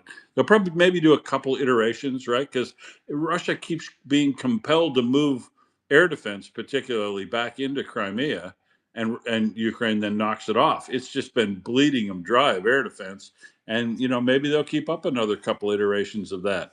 But Russia now has two more of those to replace, two Pantsers to replace on the Crimean Bridge, and four S-300, 400 radars, which are becoming pretty rare items in Russia. They're not as extensive as you might think, the radar systems for those S-3 400s, and the rate of production of them is not high. They can build a lot of missiles, or S-300 bodies, S-400 bodies, and the air defense missiles they also use as ground attack missiles, either in the Iskander M form or just as S-300, S-400 missiles. They fire sort of unguided into cities, but they can make a lot of missiles. But the radars and the control systems are far fewer, and they're a lot slower to make for Russia. So they're probably holding open the Kerch Bridge for more iterations of destruction of Russian equipment that they are compelled to move into Crimea if they want to hold it. So it's a good bleeding point for Russia if they want to hold Crimea, and it's eventually they'll decide the iterations of that are not necessary. Any air defense put into Crimea, remember, can't be blocking any of the approaches into Russia, whether it's Volgograd or up toward Voronezh or up toward Moscow or St. Petersburg direction, where we continually see. And I don't know. It's all good news. You would go pretty hard, other than the attacks on civilians that Russia continues to do, and the attacks overnight were no different. There was 5 deaths, I think, overnight, and more than 20 injured. Yeah, 5 people killed and more than 30 injured as a result of attacks by Russia in places in Zaporizhia, Sumy, and they carry on. Dnipropetrovsk, any place Russia can reach with glide bombs or drones and missiles strategically, they're throwing at them. And that, yeah, 5 people killed and 30 injured is too many each and every night. So Ukraine has said, and I hope they are. Well, they usually do tell the truth, that they're really going to step up the attacks on Russia, including Vladimir Zelensky did an interview over the weekend with United News Television. Did you see that one, Ming? No.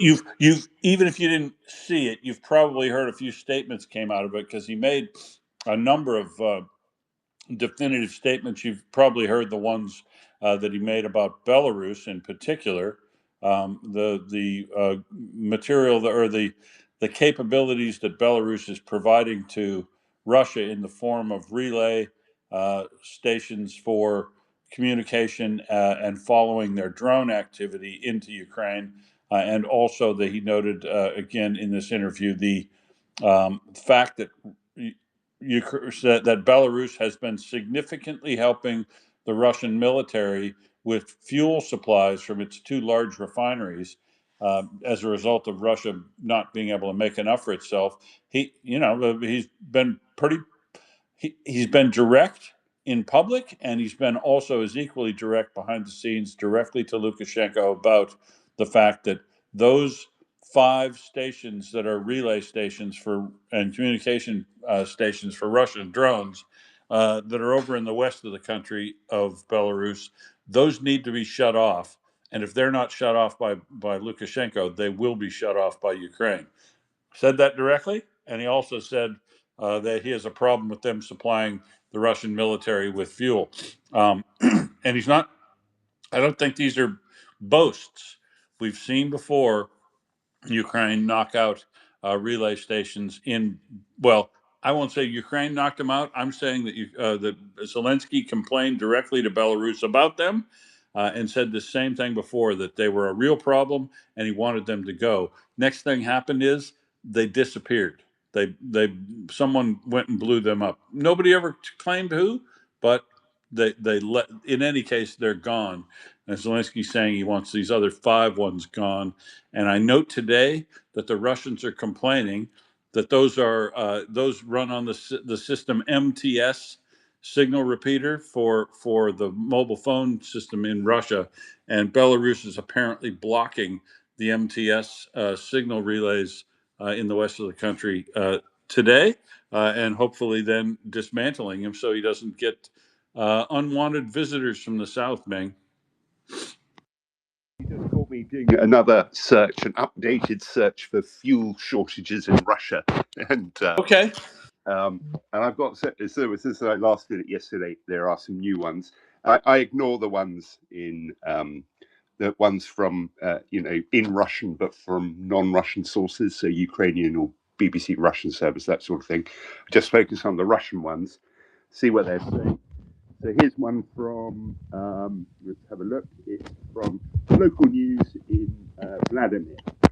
And what's going on in Vladimir?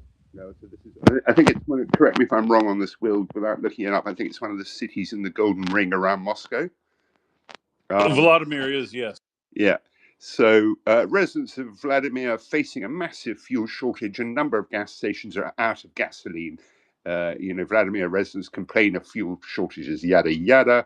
And then a long article, chronology and geography of the problem, eyewitness accounts, price dynamics. So prices are pretty steep, gone up even when they can get it. What do the authorities say?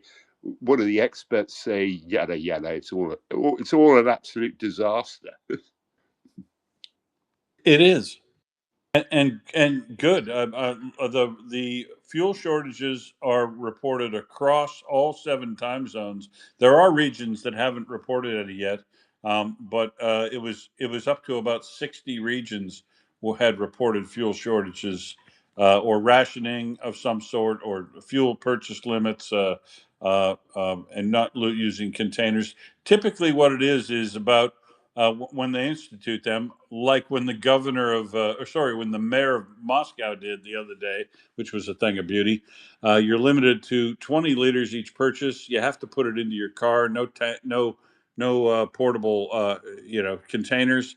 And if you do get fuel, it's likely now to cost you about 100 rubles a liter, which has got to really, really sting in Russia, Ming. Yeah, no, it definitely will. And the funny thing about that, do you remember the argument? I've seen these arguments on X often, right? So that on the one hand, people like Aiden will poo-poo a 1 ruble increase in the price of fuel in Russia, but at the same time, he'll be telling us in other posts that on purchasing power parity, the ruble's much more valuable than any other currency, because I don't know where they rank. I mean, is it like second or third on purchasing power parity? So that argument, if you think about it, that means a 1 ruble increase really decreases your purchasing power in Russia. Right, that's right. It does work, but yeah, so I inversely mean, doesn't. okay, so the ruble's not worth a huge amount of money versus, say, the dollar or the pound or something, but inside Russia, it's worth a lot more to them. Oh yeah, definitely. As a strong ruble, I mean, this is why the oil and gas companies are complaining bitterly, and they want they want to run on the ruble. They want to let the ruble go. The federal government to devalue the ruble, to let it drift to 105, 110, 120 even, to save them on the international sale of export of fuel, right? Because that's where it helps the Sechens, the Gazprom nefts, uh, uh, the Rosnefts and Lukoils of the world. They want two things. They want the interest rate lowered as far as possible, like into single digits, and they want the ruble to be allowed to be devalued so that they can make more. Much of which won't be passed on to their employees as So raised salaries. That's for sure. That point shows up in this Vladimir article, Will. So they basically say one of the reasons for the shortage is the inability of oil companies to do large scale capital expenditure because of the interest rates. So that's very much kind of front and center in all this. So then the other thing that I'll come to you in a minute, Peter, but the other things that Zelensky said that are important are, at that G7 summit, there was apparently a fair bit of plain speaking, because we're talking about just after the attack on the Lavra Pecherska.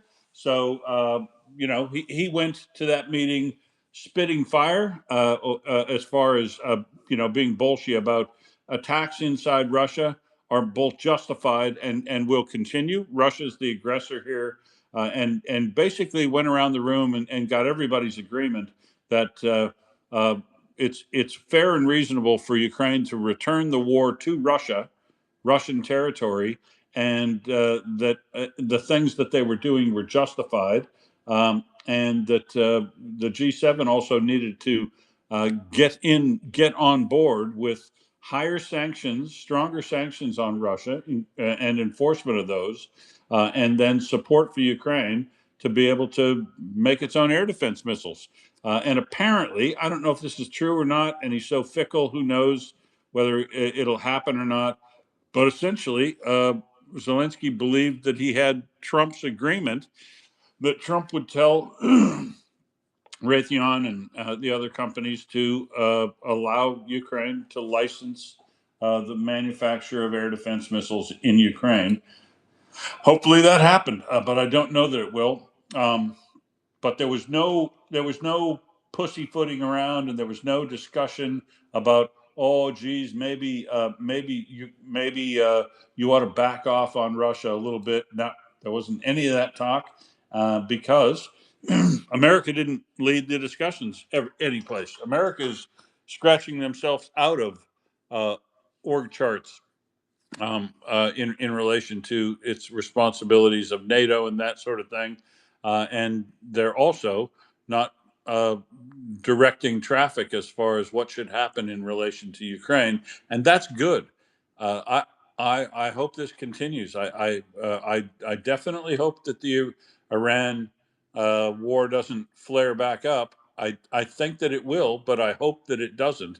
But if his guys don't have any work more to do in the Middle East, I certainly hope he doesn't send Kushner and Witkoff back to interfere in Russia. I hope he doesn't send them back to Russia to interfere in Ukraine, because they were zero help before, and actually, as Peter said, demonstrably working for the interest of Russia and against the interest of Ukraine. And I might also add, against the interest of the United States of America, as represented by the population. The administration may be on Russia's side, but the American population is squarely against Russia, unless you're talking about some real kooks, some real out there MAGA kooks who somehow are either bought off or ignorant enough to think that Russia isn't a threat to America as well. Peter. Yeah, well, I hope I pronounce this correctly, but do you know what the situation is in Kostyantynivka? Kostyantynivka. Yeah. Yeah, I covered it just before you came up, Peter. Oh, It's right. That's all right. That's all right. I'll just Just summarize. quick question, Peter. Is the reason for asking, you've seen the BBC article on that? Yeah, I did read an article this morning that the Russians are in that. So they haven't taken it, but they're in it, and they're trying to circle it. And I read something else about the problem with drones in urban area. Yeah, it's the slowly creeping cancer, Peter. Much like Pokrovsk or Kupiansk or Avdiivka or Bakhmut or wherever. It's the cancerous, pathetically slow, slug-like movement of Russia in and around the edges of that city with infiltration, the way they always do it. They're getting high casualties, but it's the one axis that they're pushing to move on, because they think that it's going to save them down there. But I'll just note that even if they don't hold a significant portion of Kostyantynivka, they hold a few of the southern neighborhoods of way down the end of the valley, and they're clearly trying to circumvent or surround from the sides and poke into the center, and have infiltrated into those areas. But we're yet to see whether or not they can consolidate anything there, because the supply attacks that Ukraine is doing in their rear are also affecting supply in this area. Maybe not as much as as Crimea or Kherson, but definitely there are attacks going on to try to limit supply into the Konstantinivka axis. And if Ukraine is successful in doing that, guys might infiltrate into the areas of Kostyantynivka, but they won't be able to do anything because they won't have any bullets and beans and bandages, and they might end up like the guys abandoned in the basement of the hospital in Kupiansk, that were in there for bloody 2 months before they all got rooted out, but they weren't doing any damage to Ukraine, hiding in basements in Kupiansk, and they won't be of any serious danger to Ukraine strategically, hiding in basements in half of Kostyantynivka. The real question, and yesterday I was talking extensively about this with Smokey, who was also quite worried about it. I guess I am the most the least pessimistic about how fast Russia can move, because I honestly don't see Russia taking Kostyantynivka this summer. I don't see it. Maybe by the 1st of September, but that ain't a necessity at this time, because uh, they might fully be out of supply by that point in time. And what if Ukraine does generate some sort of localized offensive over at Kamyansky down toward Vasilivka. Strategically, Vasilivka would be far, far more important to hold than would gaining Kostiantynivka. And if we get that sort of movement, pressure at all, or Crimea remains isolated and it looks like they're going to have to capitulate there, I'm not sure Russia can maintain everything everywhere to be able to take Kostiantynivka. Things are a lot different than they were last summer, for instance, as they move toward consolidating in Pokrovsk, for instance. Yeah, yeah, I totally agree with what you're saying. I mean, I think the biggest strength the Ukraine has at the moment is being able to use drones to cut off supply chains, railway lines, uh, fuel supplies, etc. And that is working brilliantly with Crimea, because Crimea is a bit like a castle with a moat around it. And if you cut off the supplies into that castle, they starve, and then they have to give up. And there's no force needed. It's just bleed them dry until there's nothing left. And we have to realize that probably the biggest thing of this invasion was and why Putin destroyed Mariupol was he wanted to put a smelly, dirty Russian sausage over the whole coast of Ukraine, 80% of it down to Crimea. And then it would have been fairly easy for him to go to Odessa and then round into Moldova and circle Ukraine. But so I think Crimea is vital for Ukraine to retake, because it defeats what Putin wanted, and it's a major thing to do. So drones seem to be the answer, and they are advancing by the minute on those drones. So thank you. Yeah, no, so Peter, just to be clear, losing Crimea would be absolutely devastating for Putin. End of story. There will be no more Putin if that happens. Yeah, I mean, they probably need to keep the bridge open for the moment. So I think didn't Putin import about 1 million Russians into Crimea, which, by the way, is a war crime to do so. I don't think he's imported 1 million since 2014. Has he, Ming? I don't know the number off the top of my head. I think it's a few 100,000, though. Yeah, well, it's just a figure I read some time back, but again, we don't know how accurate those figures are. But they will need a way of getting those people out, and probably, as you said, damage the bridge, but don't totally destroy it quite yet. Might be the answer. Fair enough. If you wondered where those drones were going in Moscow today, they were going up to the north and slightly east of Moscow's center, headed toward the Space Communications Center in Dubna, up there, that has been struck at before, but that's where some of it was going. But the big strike appears to have been inside Russia, in Voronezh, where reports locally are that 9 Storm Shadow missiles. So these might be, who knows, they might be mistaking Rudas or Flamingos or whatever for Storm Shadows. But the report is up to 9 Storm Shadow missiles attacked a factory in Voronezh. Flamingo missiles were also recorded. Who knows if they're mistaking them? But the factory that was hit in Voronezh is an important one. It's the Sporka semiconductor device plant. It's and a large scale fire has broken out at the site. That enterprise in particular produces significant components of the Pantsir surface to air defense system, as well as parts for Iskander K and KH-101 missiles. Those are the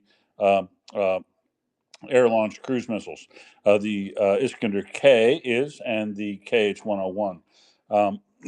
So it's a good night again or early morning strike for Ukraine inside Russia, as well as they're now reporting the locations of the other strikes in the occupied areas of Luhansk. Debaltseve was struck again, as well as the UAV control points in Mirnograd by Pokrovsk and the perestroika areas in Donetsk. Debaltseve is a training and a concentration area for troops and equipment for Russia in Luhansk. In addition, command and observation posts were hit in Penkovka, in Belgorod region, and in the Pokrovsk area in Donetsk. The road bridge, as I said previously, in Vasilivka has been knocked out, and another strike on the Kavkaz port, and 2 car ferries, as I reported earlier, were struck. So Ukraine has said they're going to keep this up and do it each and every night. The numbers of facilities struck inside Russia is demonstrably, with full evidence, significantly greater in number inside Russia than are taking place inside Ukraine. And once again, Ukraine is not attacking civilian targets where Russia is. Russia is not attacking significant military sites. They continue just try to generate terror and horror inside Russia, inside Ukraine, but it's it's just not going to be successful. This is no way to win a war, Ming. But I see Hey, Peter's joined us. Yeah, just to go back to Peter's question about how many Russians got imported into Crimea. Beefy very kindly sent me a message in the background. He's looked at that in detail. It looks like the population of Crimea decreased as a result of the invasion by Russia in 2014 by about 50,000 who left for Ukraine, and they imported about 200,000 Russians into Crimea. So I think that answers your question there, Peter. And thanks, Yeah, Beefy, thank for you. that. Yeah, thank you. As I said, you often get kind of over bloated figures, and the one I read was all I was going on. Well, and it's typical of what Russia's been trying to do. Peter, go ahead. Good morning, everybody. Good morning, Will and Ming. Yeah, quite a very interesting discussion now. I did a space last night with Mockers about rail infrastructure and that, which I think you'll now find on Spotify. But anyway, I was just talking about Crimea, and I didn't actually know what the total population was, so I looked it up last night after the space, and it's somewhere around about 2.4 million. I had in my mind it was somewhere between 2 and 4 million, so 2.4 is quite good. Well, that's what it was on the last recorded sort of census, but it doesn't seem to have varied massively pre 2014 and after 2014. But I guess that, if it's only 50,000 Ukrainians that have left, I'd be quite surprised by that. I would have thought it would be more. And then I think there's some messages in the background saying that it's estimated that 500,000 to 800,000 settlers have effectively been moved there. And I guess that's about right. The one thing about Crimea, obviously, the population is much higher in the summer because it's a summer holiday destination, and presumably less in the winter. But obviously, this presumably is referring to permanent residents, not the holiday population. But I was just thinking about, what does it take, even if you assume that that's now substantially down. Let's say it's 1.5 million. There's probably no way it's less than that. What does it take to keep an island like that going in terms of logistical supplies, water, food, fuel?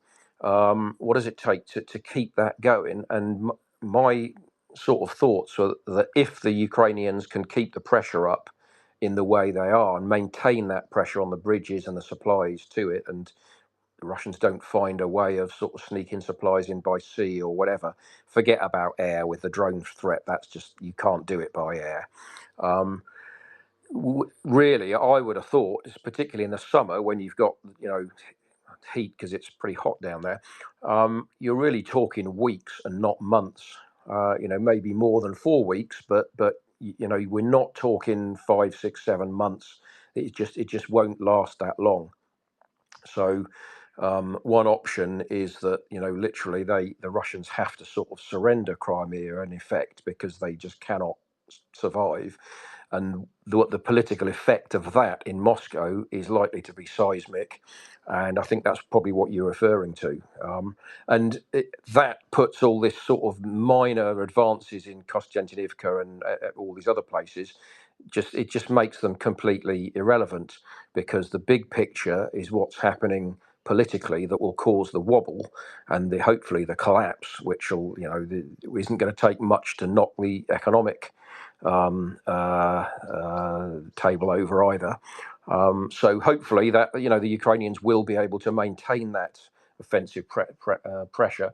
And once they've now clobbered the highway from Mariupol across to Crimea and all the internal roads within Crimea up to the Kerch Bridge, they can now press across the Kerch Bridge.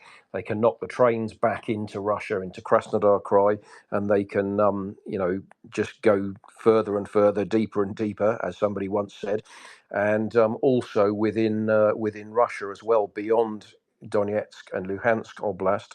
They're now attacking railways right into Bryansk on what appears to be a fairly systematic basis.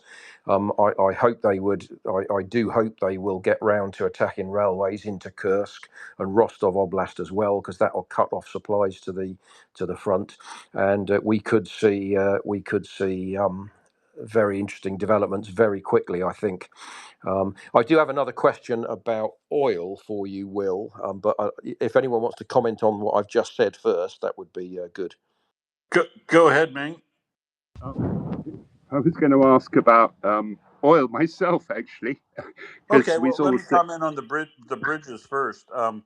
I think this is very correct that Ukraine is starting to focus, and as we move east in toward Luhansk, but from Donetsk city toward the Luhansk border, there are a couple real critical areas there. It looks like. I mean, they continually go after Debaltseve and the exchange points, because the last mile, or the last mile is always covered in trucks, not trains, and the railway places, or the locations where the junctions of major rail unloading onto trucks seems to be a good focus of Ukraine's activities. Not just the roads leading toward Donetsk and Mariupol and the train lines leading in, but also these junctions where they transfer from rail to road that I think that I keep looking for. I mean, I've got my antenna up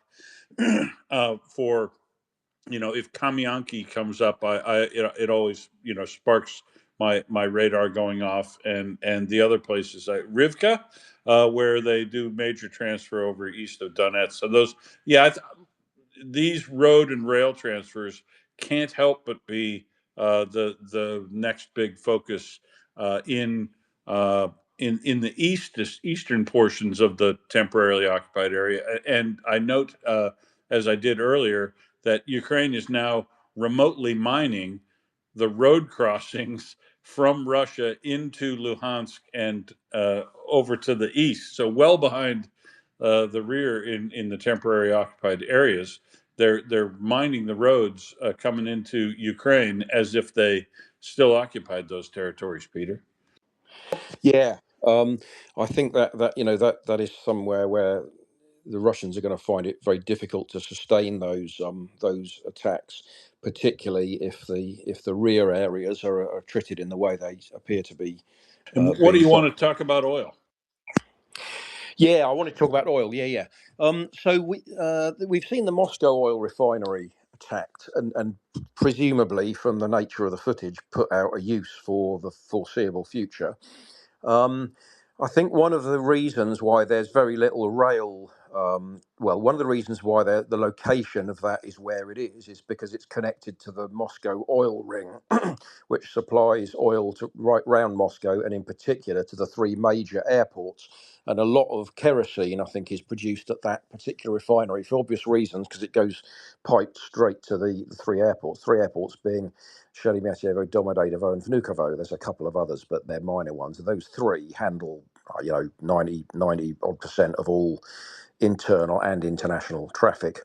And if most of the kerosene is knocked out coming from that plant to all three Moscow airports, then that's going to very quickly have major implications. And I think we're seeing that with some flights, I think, starting to be cancelled because of lack of fuel, which all reminds me of the 1990s, the early 1990s. So déjà vu, the Soviet Union, etc., and collapse thereof. The other that I think has been rumoured to supply 40% of Moscow's oil. So presumably the other 60% comes from other refineries, particularly Yaroslavl and Ryazan, both of which are already under attack several times and therefore under pressure and sort of lower than normal production.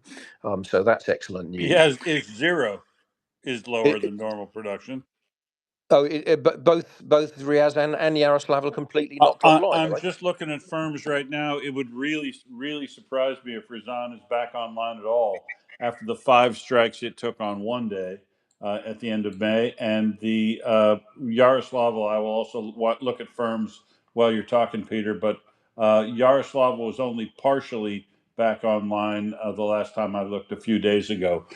These strikes that Ukraine has been doing, where they strike the refinery multiple times in the same trip, or they return the next day to knock out multiple things, really, really, well, it's nightmare fuel for a firefighter. But the other thing it is they really knock out the capability of refineries to flexibly get back online, because if in like the case of Moscow, it's going to be down lots of extra time, because that's a phenomenally huge volume refinery, and it's got all the complex processes, right? It's got a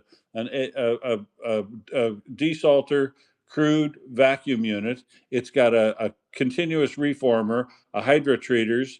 It's got a vis breaker, a catalytic reformer, a cat cracker. So it's got all the stuff, but it has almost no tankage compared to a big refinery of its size. So knocking out some of the tanks, some of the piping manifolds, and the crude unit, along with what looks to be damage to the vis breaker, means that you can't just get back up and running and use the vessels. You've got to do straight run activity the way they might do. And Razan's the same way, that it's very, very difficult with the fire that they had at Razan to get that facility back up and running. And we do know that when these refineries are struck multiple times, they almost always shut down immediately until they can effect repairs to everything. Whereas they used to just shut off half the refinery, or so keep one of the trains going. These multiple strikes now tend to cause full outages of the refinery rather than partial outages like they used to. And let's see. I'm on firms now, and I'm going to go see if I can tell you what's going on at either of those refineries. Cox, go ahead while I look. Thank you. In May, the General Staff, a general from the Ukrainian army, reported that for the first time since the big-scale war, the Ukrainian attacks surpassed the number of Russian attacks, and this was in connection with several reports about Ukrainian counterattacks. And this is something that has been going on also more since the new year, and increasingly reported. But I have been following the General Staff morning reports since several years, but since May last year, I started to record every location reported, how many attacks there were reported in each, for example, in Pokrovsk, in Konstantinivka, and so on. And the morning report always reports a total figure, which is often many times higher than each reported section. The sum of each reported section, if you sum those up, they generally are less than the total. So the conclusion or the implication of that is that those that are not accounted for in each sector, like Pokrovsk or Konstantinica, but are are the total minus the sum of those reports is actually Ukrainian attacks. And I posted in this talk here in Yeah, the the purple radio. pill Yes, down there. yes, and there's some charts there with describing the reports of the localized, which are from each sector, which I often are only Russian, because if you look at the reports from the general staff, they say the enemy attacks or the Russian attacks. It's never anything about the Ukrainian attacks. So, and if you look at the development on this chart, you see that in May there is a crossing of the blue line over the red line, which is the blue line is the Ukrainian attacks, according to my assumption. And right there in May, there's a surpassing of the Ukrainian attacks over the Russians. And so, yes, I wanted to show that figures because it also shows long-term development from for example, after New Year or before even Christmas, there's a slight increase of the blue line, and then in January, February, it increases even more, and then in April, May, it increases, and now it's been over 100, often almost as many Ukrainian attacks as Russian. So, and I want to add that into the discussion about mid-range drones are very effective on the logistics on both Crimean and Donbass, but it's and the very long strikes against Russia. But this is also something that is in the play, that there's a strong Ukrainian counter offensive going on, keeping a rate over 100 of attacks each day. And I wanted to add that into the discussion. That's all. Thanks, Cox. I mean, yeah, it's very apparent that the number of attacks being able to thrown, except for ballistics, the attacks by Ukraine seem to be more numerous these days, on many days, than the attacks by Russia strategically, and demonstrably, they're doing far more damage. More percentage of what Ukraine is throwing at Russia is getting through, and even though the Pantsir system, I don't think is a good system. Now they're even going to be making less of them if this attack in Voronezh plays out the way that we hoped it did. And back to your question, Peter, looking at the firms that I'm able to see here now, I don't see any activity at the Saratov refinery, which would be the one that would be making quite a lot of jet fuel that they would put up the pipeline to get to Ryazan. I don't see any activity at Ryazan. I do see some activity at Yaroslavl, but only down on the crude unit and the main flares going. But none of the gasoline manufacturing operations appear to be operating in the north part of that refinery. And in the big one at Kirishi, near St. Petersburg, appears to be 100% down too. It's cold. Not the flares aren't even going. So, when they hit these refineries these days, every iteration gets better. it took them 3 months to do the damage to refineries that first year. Last year, that only took them about 6 weeks to do the same damage that they did the year before. And this year, they've done far more damage, and they did it in about 3 weeks. And they still return. For instance, I also took a look out at Nizhny Kamsk, and neither the Tenneco nor the Taycan K, neither of those refineries are showing any activity in their main flares either. So it looks like the whole refinery's cold out there as well, Peter. That's excellent. And it was, of course, fantastic to see Tumen struck the other day, which is further than they've got previously, way beyond into Siberia. Well, technically they've hit. That's the third strike on Tumen. Oh, is it? Yeah, I mean, it amazes Okay. me. All these people are excited about these things, like it's the first time it's happened. If you watch it for 4 years, you go, no, it's not the first time. But the thing is, the damage when they hit them these days is so much bigger, Peter, that it is a big deal. You would be surprised to know that they've struck the Omsk refinery twice. But by the time you get an FP1 or a Ludi all the way out there, it's only able to carry about 10 grams of explosive, I think. Now, so they do these strikes, but they don't do much damage. But these days, they can fly a drone all the way out to Tumen and make a big boom that's going to cause a problem. So, yeah, nice to see Tumen hit.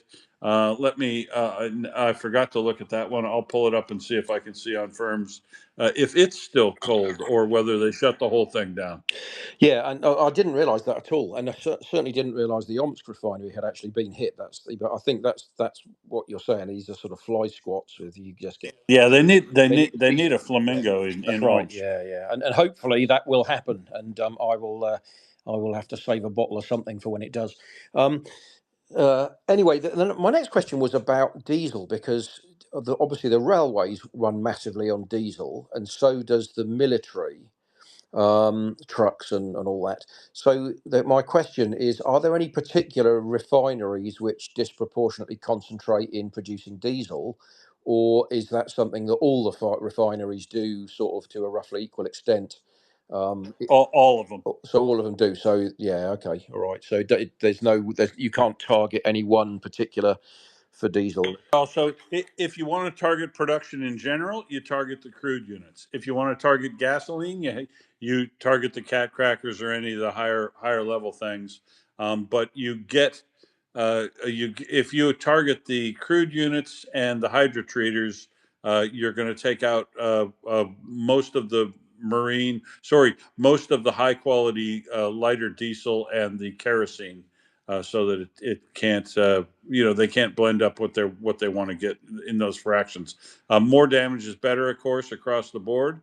But the crude units is, if you want to take out the capacity of the refinery in total to make fuels, it's easy to start right at the crude units. Okay, that's great. Yeah, thanks very much. That answers the question. So Peter S., go ahead. Yeah, well, do you remember we used to talk about that huge production factory for missiles, and she had drones, etc., which was out of range?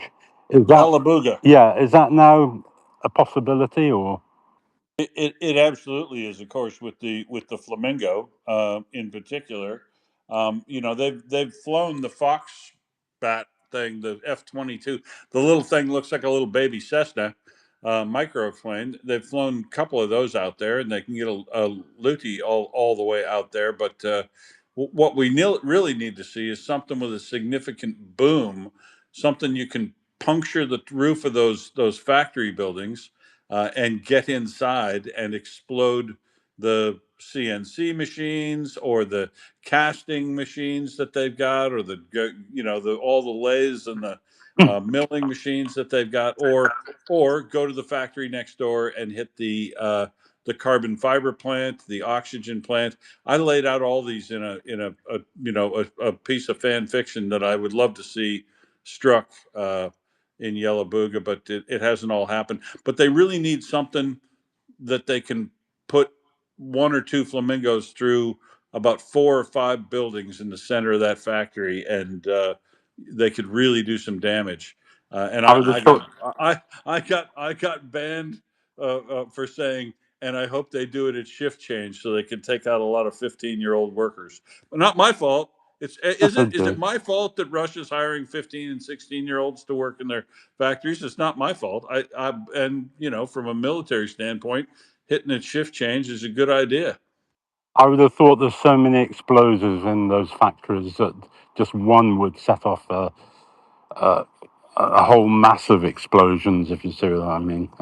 Well, only if you. So the magazine, the explosives magazine is on my list. It's an underground magazine between buildings 4 and 6, I think. But so that is definitely something, and a flamingo would be ideal for that because we've seen a flamingo penetrate a hardened ammunition bunker in 2 different. Uh, uh, Ammunition stores, one in Volgograd. So we know it can do it. We know that can puncture and then cause a big explosion. We also all know all the damage that a single flamingo made it to and into that factory at Votkinsk. And that slowed down the use of Kinzhal missiles very severely for more than 6 weeks. Go back and look at the number of Kinzhals used from February 20th when they did that attack up until recent time, and you'll see a big drop off in Kinzhals, which is what they manufacture up there, along with the Iskander Iskander M. But that Yellow Booga factory really needs a flamingo through about 4 or 5 roofs, and it could really do some damage there. Or if you wanted to piss the Chinese off, the major import-export terminal that China set up on the river, the Deng Xiaoping import-export terminal over on the river there, farther east of that whole Yellow Booga area. There is a feeding frenzy of targets out there, Peter. Yeah. The other quick question I wanted to ask is probably more towards Will. It was some time back that Russia could not get parts for its aircraft, which relied very much on, parts from the West. Has that changed at all with Trump? Sorry, That that's is more a like Ming for question. me, isn't Yeah. it, Peter? So, Yeah, it's just on the aircraft parts. yeah. I know So they were very short I of saw getting parts. a commerce. So first of all, just to give you some background on this, right? So um, the Russians have been very, very careful about shutting down information available on what's going on with their planes, right? But there was an article in Kommersant about 3 weeks ago talking about the S7 fleet, right? So the total S7 fleet is about 220 aircraft, something like that.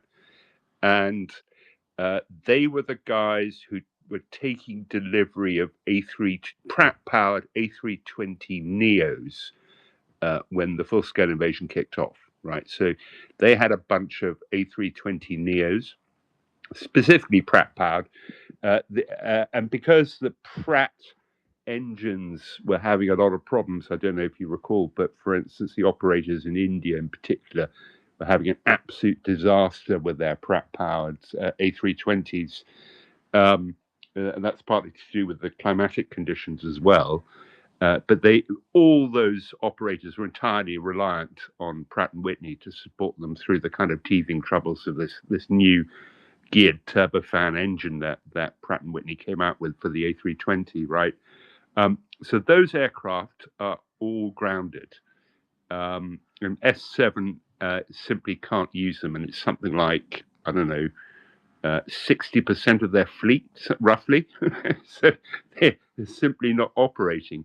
Now, S7 don't operate any A320s with IAE engines on them, the V2500. But they bought 2 A321s IAE powered, even if they can't maintain them, just because they need the capacity. And they bought, I forget who they bought them from, some other Russian airline that wasn't using them for one reason or another. So But broadly, so anything CFM 56 powered, right, which is probably the most liquid engine in the market, they don't seem to have a problem getting parts for those because there's a very, very broad non-CFM reliant aftermarket. So there's plenty of people out there all over the world trading secondary market parts. There's probably a whole bunch of Chinese manufacturers making what's called, what are they called? They're called PFA parts, I think, which are which is basically non-OEM parts. So they you know they've got a license, or maybe they're even making fake parts. I don't know, right? Maybe they're not. Maybe they're not certified parts. But yeah, no. So they seem to have conquered it in areas where the aircraft are reasonably old, and the engines in particular have a very big liquid aftermarket for the specific parts. But with the new Yeah, tanks, like the Pratt and Whitney turbofan engine, they can't cope with it at all. yeah, I knew about the Neo, but uh, I just wonder because those are European anyway, so Europe's less likely to let stuff in as than say Trump if Yeah, Putin asked but them in nicely. fairness, Pratt and Whitney isn't European. No, Pratt and Whitney isn't. No, but I thought the Neo was something to do with the software or something like that. No. There's been look. I haven't looked at it in a while. There's been all sorts of problems. So engine start times, things like that, with the Pratt and Whitney geared turbofan engine. Right. Okay. Well, thank you very much. Right. Here, the bad news for you, Peter, is Tumen's high pressure and low pressure fares look to be going fine. So I would say that that refinery is back online. And this is the problem when you get a refinery that's that far out there. You got to use a very small, or by the time you get the drone out there, the charge it can carry is relatively small, and they have trouble setting really big bad fires in those places. Um, which is why I would like to see. I'm not sure it's normally the tool for the job. I would normally see FP1s and FP2s and these other Rutas and other drones, but for the distance it can carry, if they could fly one Flamingo out to Omsk refinery, they could probably knock out 4 different unit operations by just hitting in the curb because it's such a big explosion. Uh, and the other thing, when you're talking about the oil industry, Peter, that I'd like to see happen, and you being a rail guy might be able to confirm this. It's my understanding that there's a rail bridge over the river at Krasnoyarsk, the Yensei River, that is the major railways that go together. There's 2 major railways, I think, that come together there from the east, and then they cross over a bridge there, and they connect up together, and then go cross over a bridge. That a taking out the bridge, the major rail bridge at Krasnoyarsk, could be a major problem for rail transport and also for moving oil back and forth across the country too, because I think the oil pipelines they hang underneath that bridge. You ever been out on that route, the Trans-Siberian across Krasnoyarsk? Just a few times. I used to take groups on that over there all the time. Yeah, there is a very spectacular bridge over the river at Krasnoyarsk. Unlike a lot of the bridges over rivers on the Trans-Siberian, the two alignments, so the up and the down track, are together, whereas typically the bridges the two rail lines will diverge up to a distance of about 200-300 meters, and there'll be two completely separate bridges, particularly out further east near the Chinese border. That is specifically for military purposes, so that you have to knock both of them out separately. Krasnoyarsk is a very spectacular bridge over the Yenisei River, which is pretty wide at Krasnoyarsk, or not actually that wide, but it's a very significant river, very fast flowing river. First of all, the buttresses are built from sort of granite and have to be, because every year you get cascading ice down the river, and it would smash a normal bridge away. Secondly, this bridge was built in the 1890s, and at the time Russia was sort of non-industrialized, so it was built from parts for metal shipped there from, I think, either France or the UK, and it won an award, a gold award, at the, I think, the 1920, was it Paris exhibition or something? Forget the exact details. It is a very substantial bridge, and it's on the Trans-Siberian Railway, but knocking it out would not be that easy. And secondly, since the Trans-Siberian Railway is built, there is a freight diversionary route to the south of Krasnoyarsk, which goes over another bridge, and most of the freight traffic is routed south of that. So there is, if they were to knock that particular bridge out, there would be a workaround. They could get trains round Krasnoyarsk via the south. There's other bridges on the Trans-Siberian which are far more vulnerable, particularly out further east, and other sort of single points of failure, particularly east of Irkutsk. So there's plenty of This sort is of. the one that they had a kilometer of rail washed out near about 3 years ago, wasn't it? I think that was on the BAM. That was at Severodvinsk, I think. Right, Not gotcha. Severodvinsk. That's Severobykalsk, where a river washed away quite a distance. That was on the BAM railway, so the northern Trans-Siberian, not the actual Trans-Siberian itself. There are two routes across Siberia east of Taishet, which is about 4,400 kilometers. East of Moscow and beyond Krasnoyarsk. Krasnoyarsk is almost exactly 4,000 kilometers east of Moscow.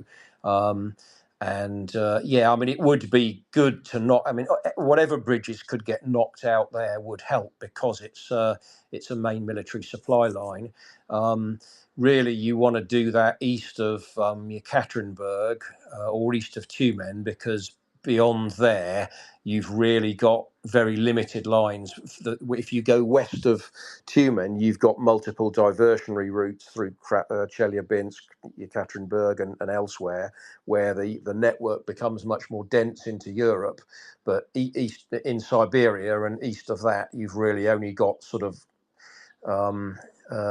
two main lines across Siberia: the Trans-Siberian and the northern BAM railway, Baikal-Amur magistral, and you can't easily divert the traffic from the Trans-Siberian onto the Baikal-Amur magistral because of capacity constraints. The fact that it's single track and part of it's not electrified, etc., etc. Yeah, whatever they can do, but that is a long way. You know, that's almost 1,000 kilometers east of Omsk. Omsk is around about the 3,000 kilometer mark, if I remember correctly, from Moscow. Yep, you're right. I have about 750 kilometers east of Omsk. Omsk, that's about right. And Yeah. I mean, and I guess, halfway across the country is just about Novosibirsk. So some of these places we're talking about, they'd almost be easier attacking if you had drones on vessels out in the Sea of Okhotsk or Japan. Yeah, and Novosibirsk is another one. There's a big bridge there across the River Ob, another one of the huge rivers of Siberia that flows to the north up to the Arctic. Same applies. Ice comes smashing down it. And again, I think at Novosibirsk there's also a freight route around the south of the city. So if that bridge were to be knocked out, they've got a workaround. You've effectively got to knock two bridges out. But yeah.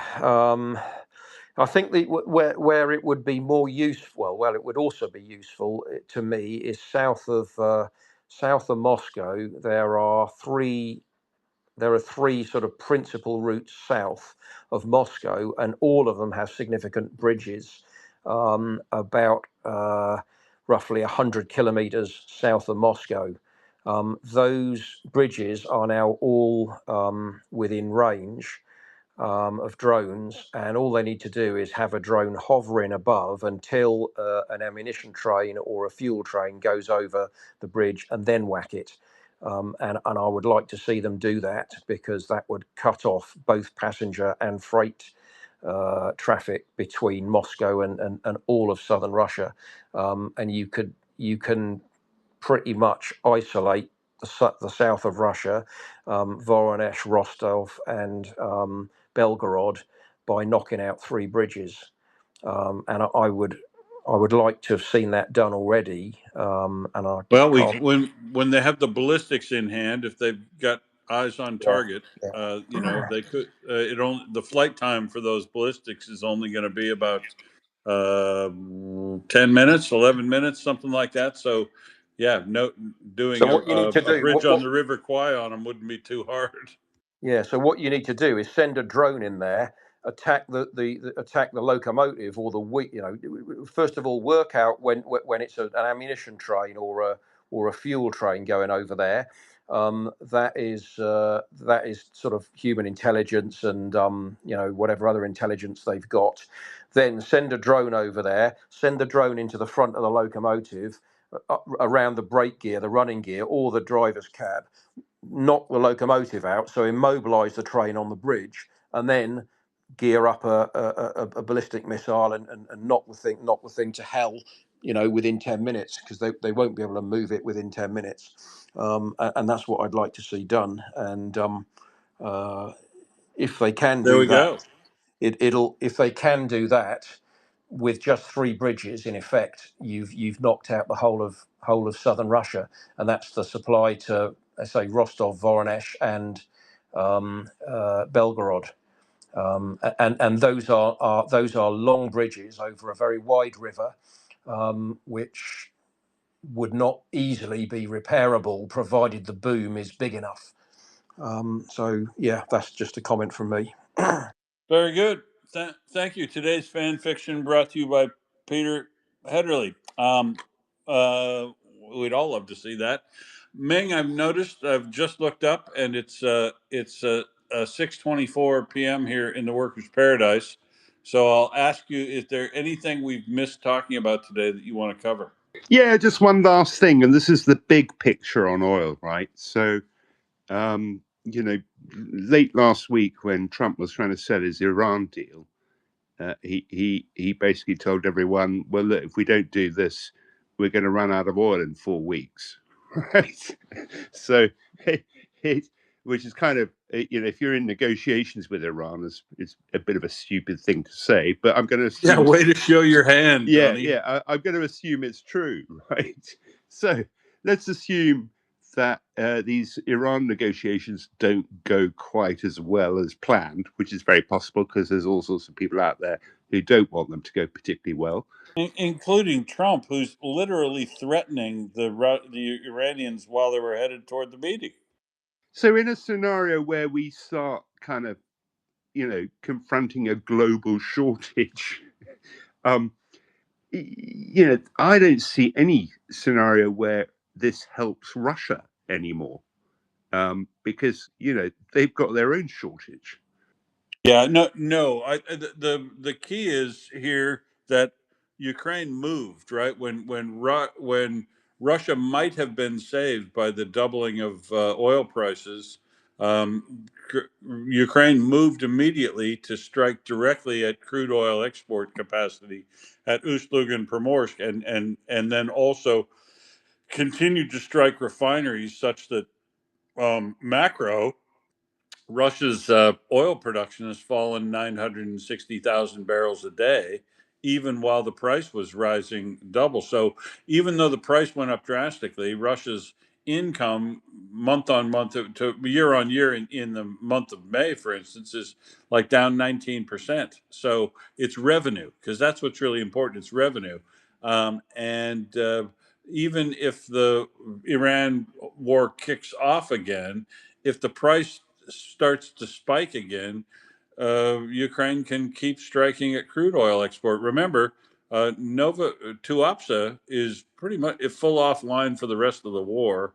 Novorossiysk has been struck again with the terminal tanks up on the hill, that they're definitely running at reduced capacity there. Primorsk and Ust-Luga are back to normal flow volume wise. In fact, they're moving more than their rated volumes prior to the war commencing, but they're moving very low value product, mazut and crude oil, because they can't store it, and if they don't move it, they're going to have to shut in more wells. And my estimate, from what Russia's moving versus what's been knocked out capacity wise, that can either take crude or move crude out of country, is that they've probably got about 2,500 wells in West Siberia already closed in as a result of the activity since mid-May of Ukraine this year. Yeah, so I don't see them winning, right? So Russia's, just like when the refinery strikes started back in 2023, and people were, the Biden administration was, oh, we can't have that because it'll affect fuel prices in California or whatever. No, it won't. Russia is only 4% of the overall crude in the world market. The world market had been significantly depressed due to demand from China going down. China has been eating up its strategic reserve during the Iran war, assuming it wouldn't be long enough, and is not out of it yet. But most people are, in fact, well down on their strategic reserves now, that this problem was going to start to bite very heavily. But if the war kicks off again, Russia's going to be in the same boat as everybody else is, because they're buying a lot of gasoline now, Ming, and they're paying top dollar for it because they can't produce it themselves. Thanks, Will. So yeah, James, go ahead. Oh, thanks, you guys. Hey, well, I hope that we figure out how to replace gasoline, etc. And Russia has horses still, I think, so, because Ukraine didn't kill them, and so they can get along. But what I really wanted to say is I changed my pin tweet, which I don't do very often, and it reads now: just think, Russia. If Russia had never dissolved themselves, Ukraine would still be part of Russia. But Russia gave Ukraine an option to leave. Leaving the USSR is the best thing that ever happened to Ukraine. And I'll tell you what, I wanted to make that point, and you can quibble, Ming. I'm sure, Will, you guys can quibble about maybe if I got the timeline out of order or whatever there. But the sentiment is very true, and it is bringing out fatnicks, and it's great. It's fun to rebut what they say. So I just wanted to say that, and thank you guys for a great show. Yep, thanks for joining us, James. Yeah, that's it from me for today. Then, Ming, I'll be back on in about 13, 14 hours with Adam Rachinsky for Accidental Ukrainian tomorrow, and Mockers will be on after us later in the day as usual. So. Folks, take the opportunity to use any of the information you've got here to bonk a Vatnik, influence your local member of parliament or president or whichever country you're in. Get your government to continue to press and supply with Ukraine with as much support as possible, like came out of this G7 meeting. Right, the time is now to finish this war, and Russia's only coming to the table if they are in dire pain. So now is not the time to let up on Russia. Now is the time to double down with support for Ukraine. So help advocate for that. And if you have a spare dollar, please help out a charity of your choice, or any of the ones that we maintain support for over in the far right-hand side of the nest, whether it's War Doggo's ongoing support for the SBU Alpha and 18th National Guard, the shotgun training, Richard Woodruff's team at Frontline Kit, who don't make drones, or either of the nurses we help support, Rebecca Makiowski or April Huggett, the medics. or any of the others there. Please help Ukraine keep the pressure on Russia. And thanks for joining us.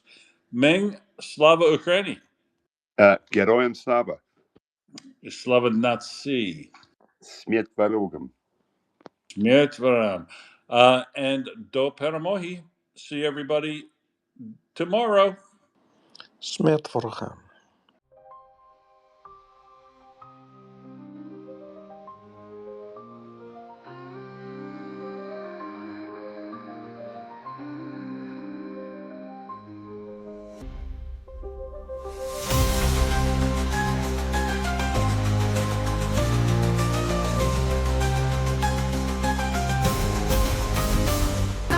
Join us on Volya Radio. We look forward to seeing you again. Your audience.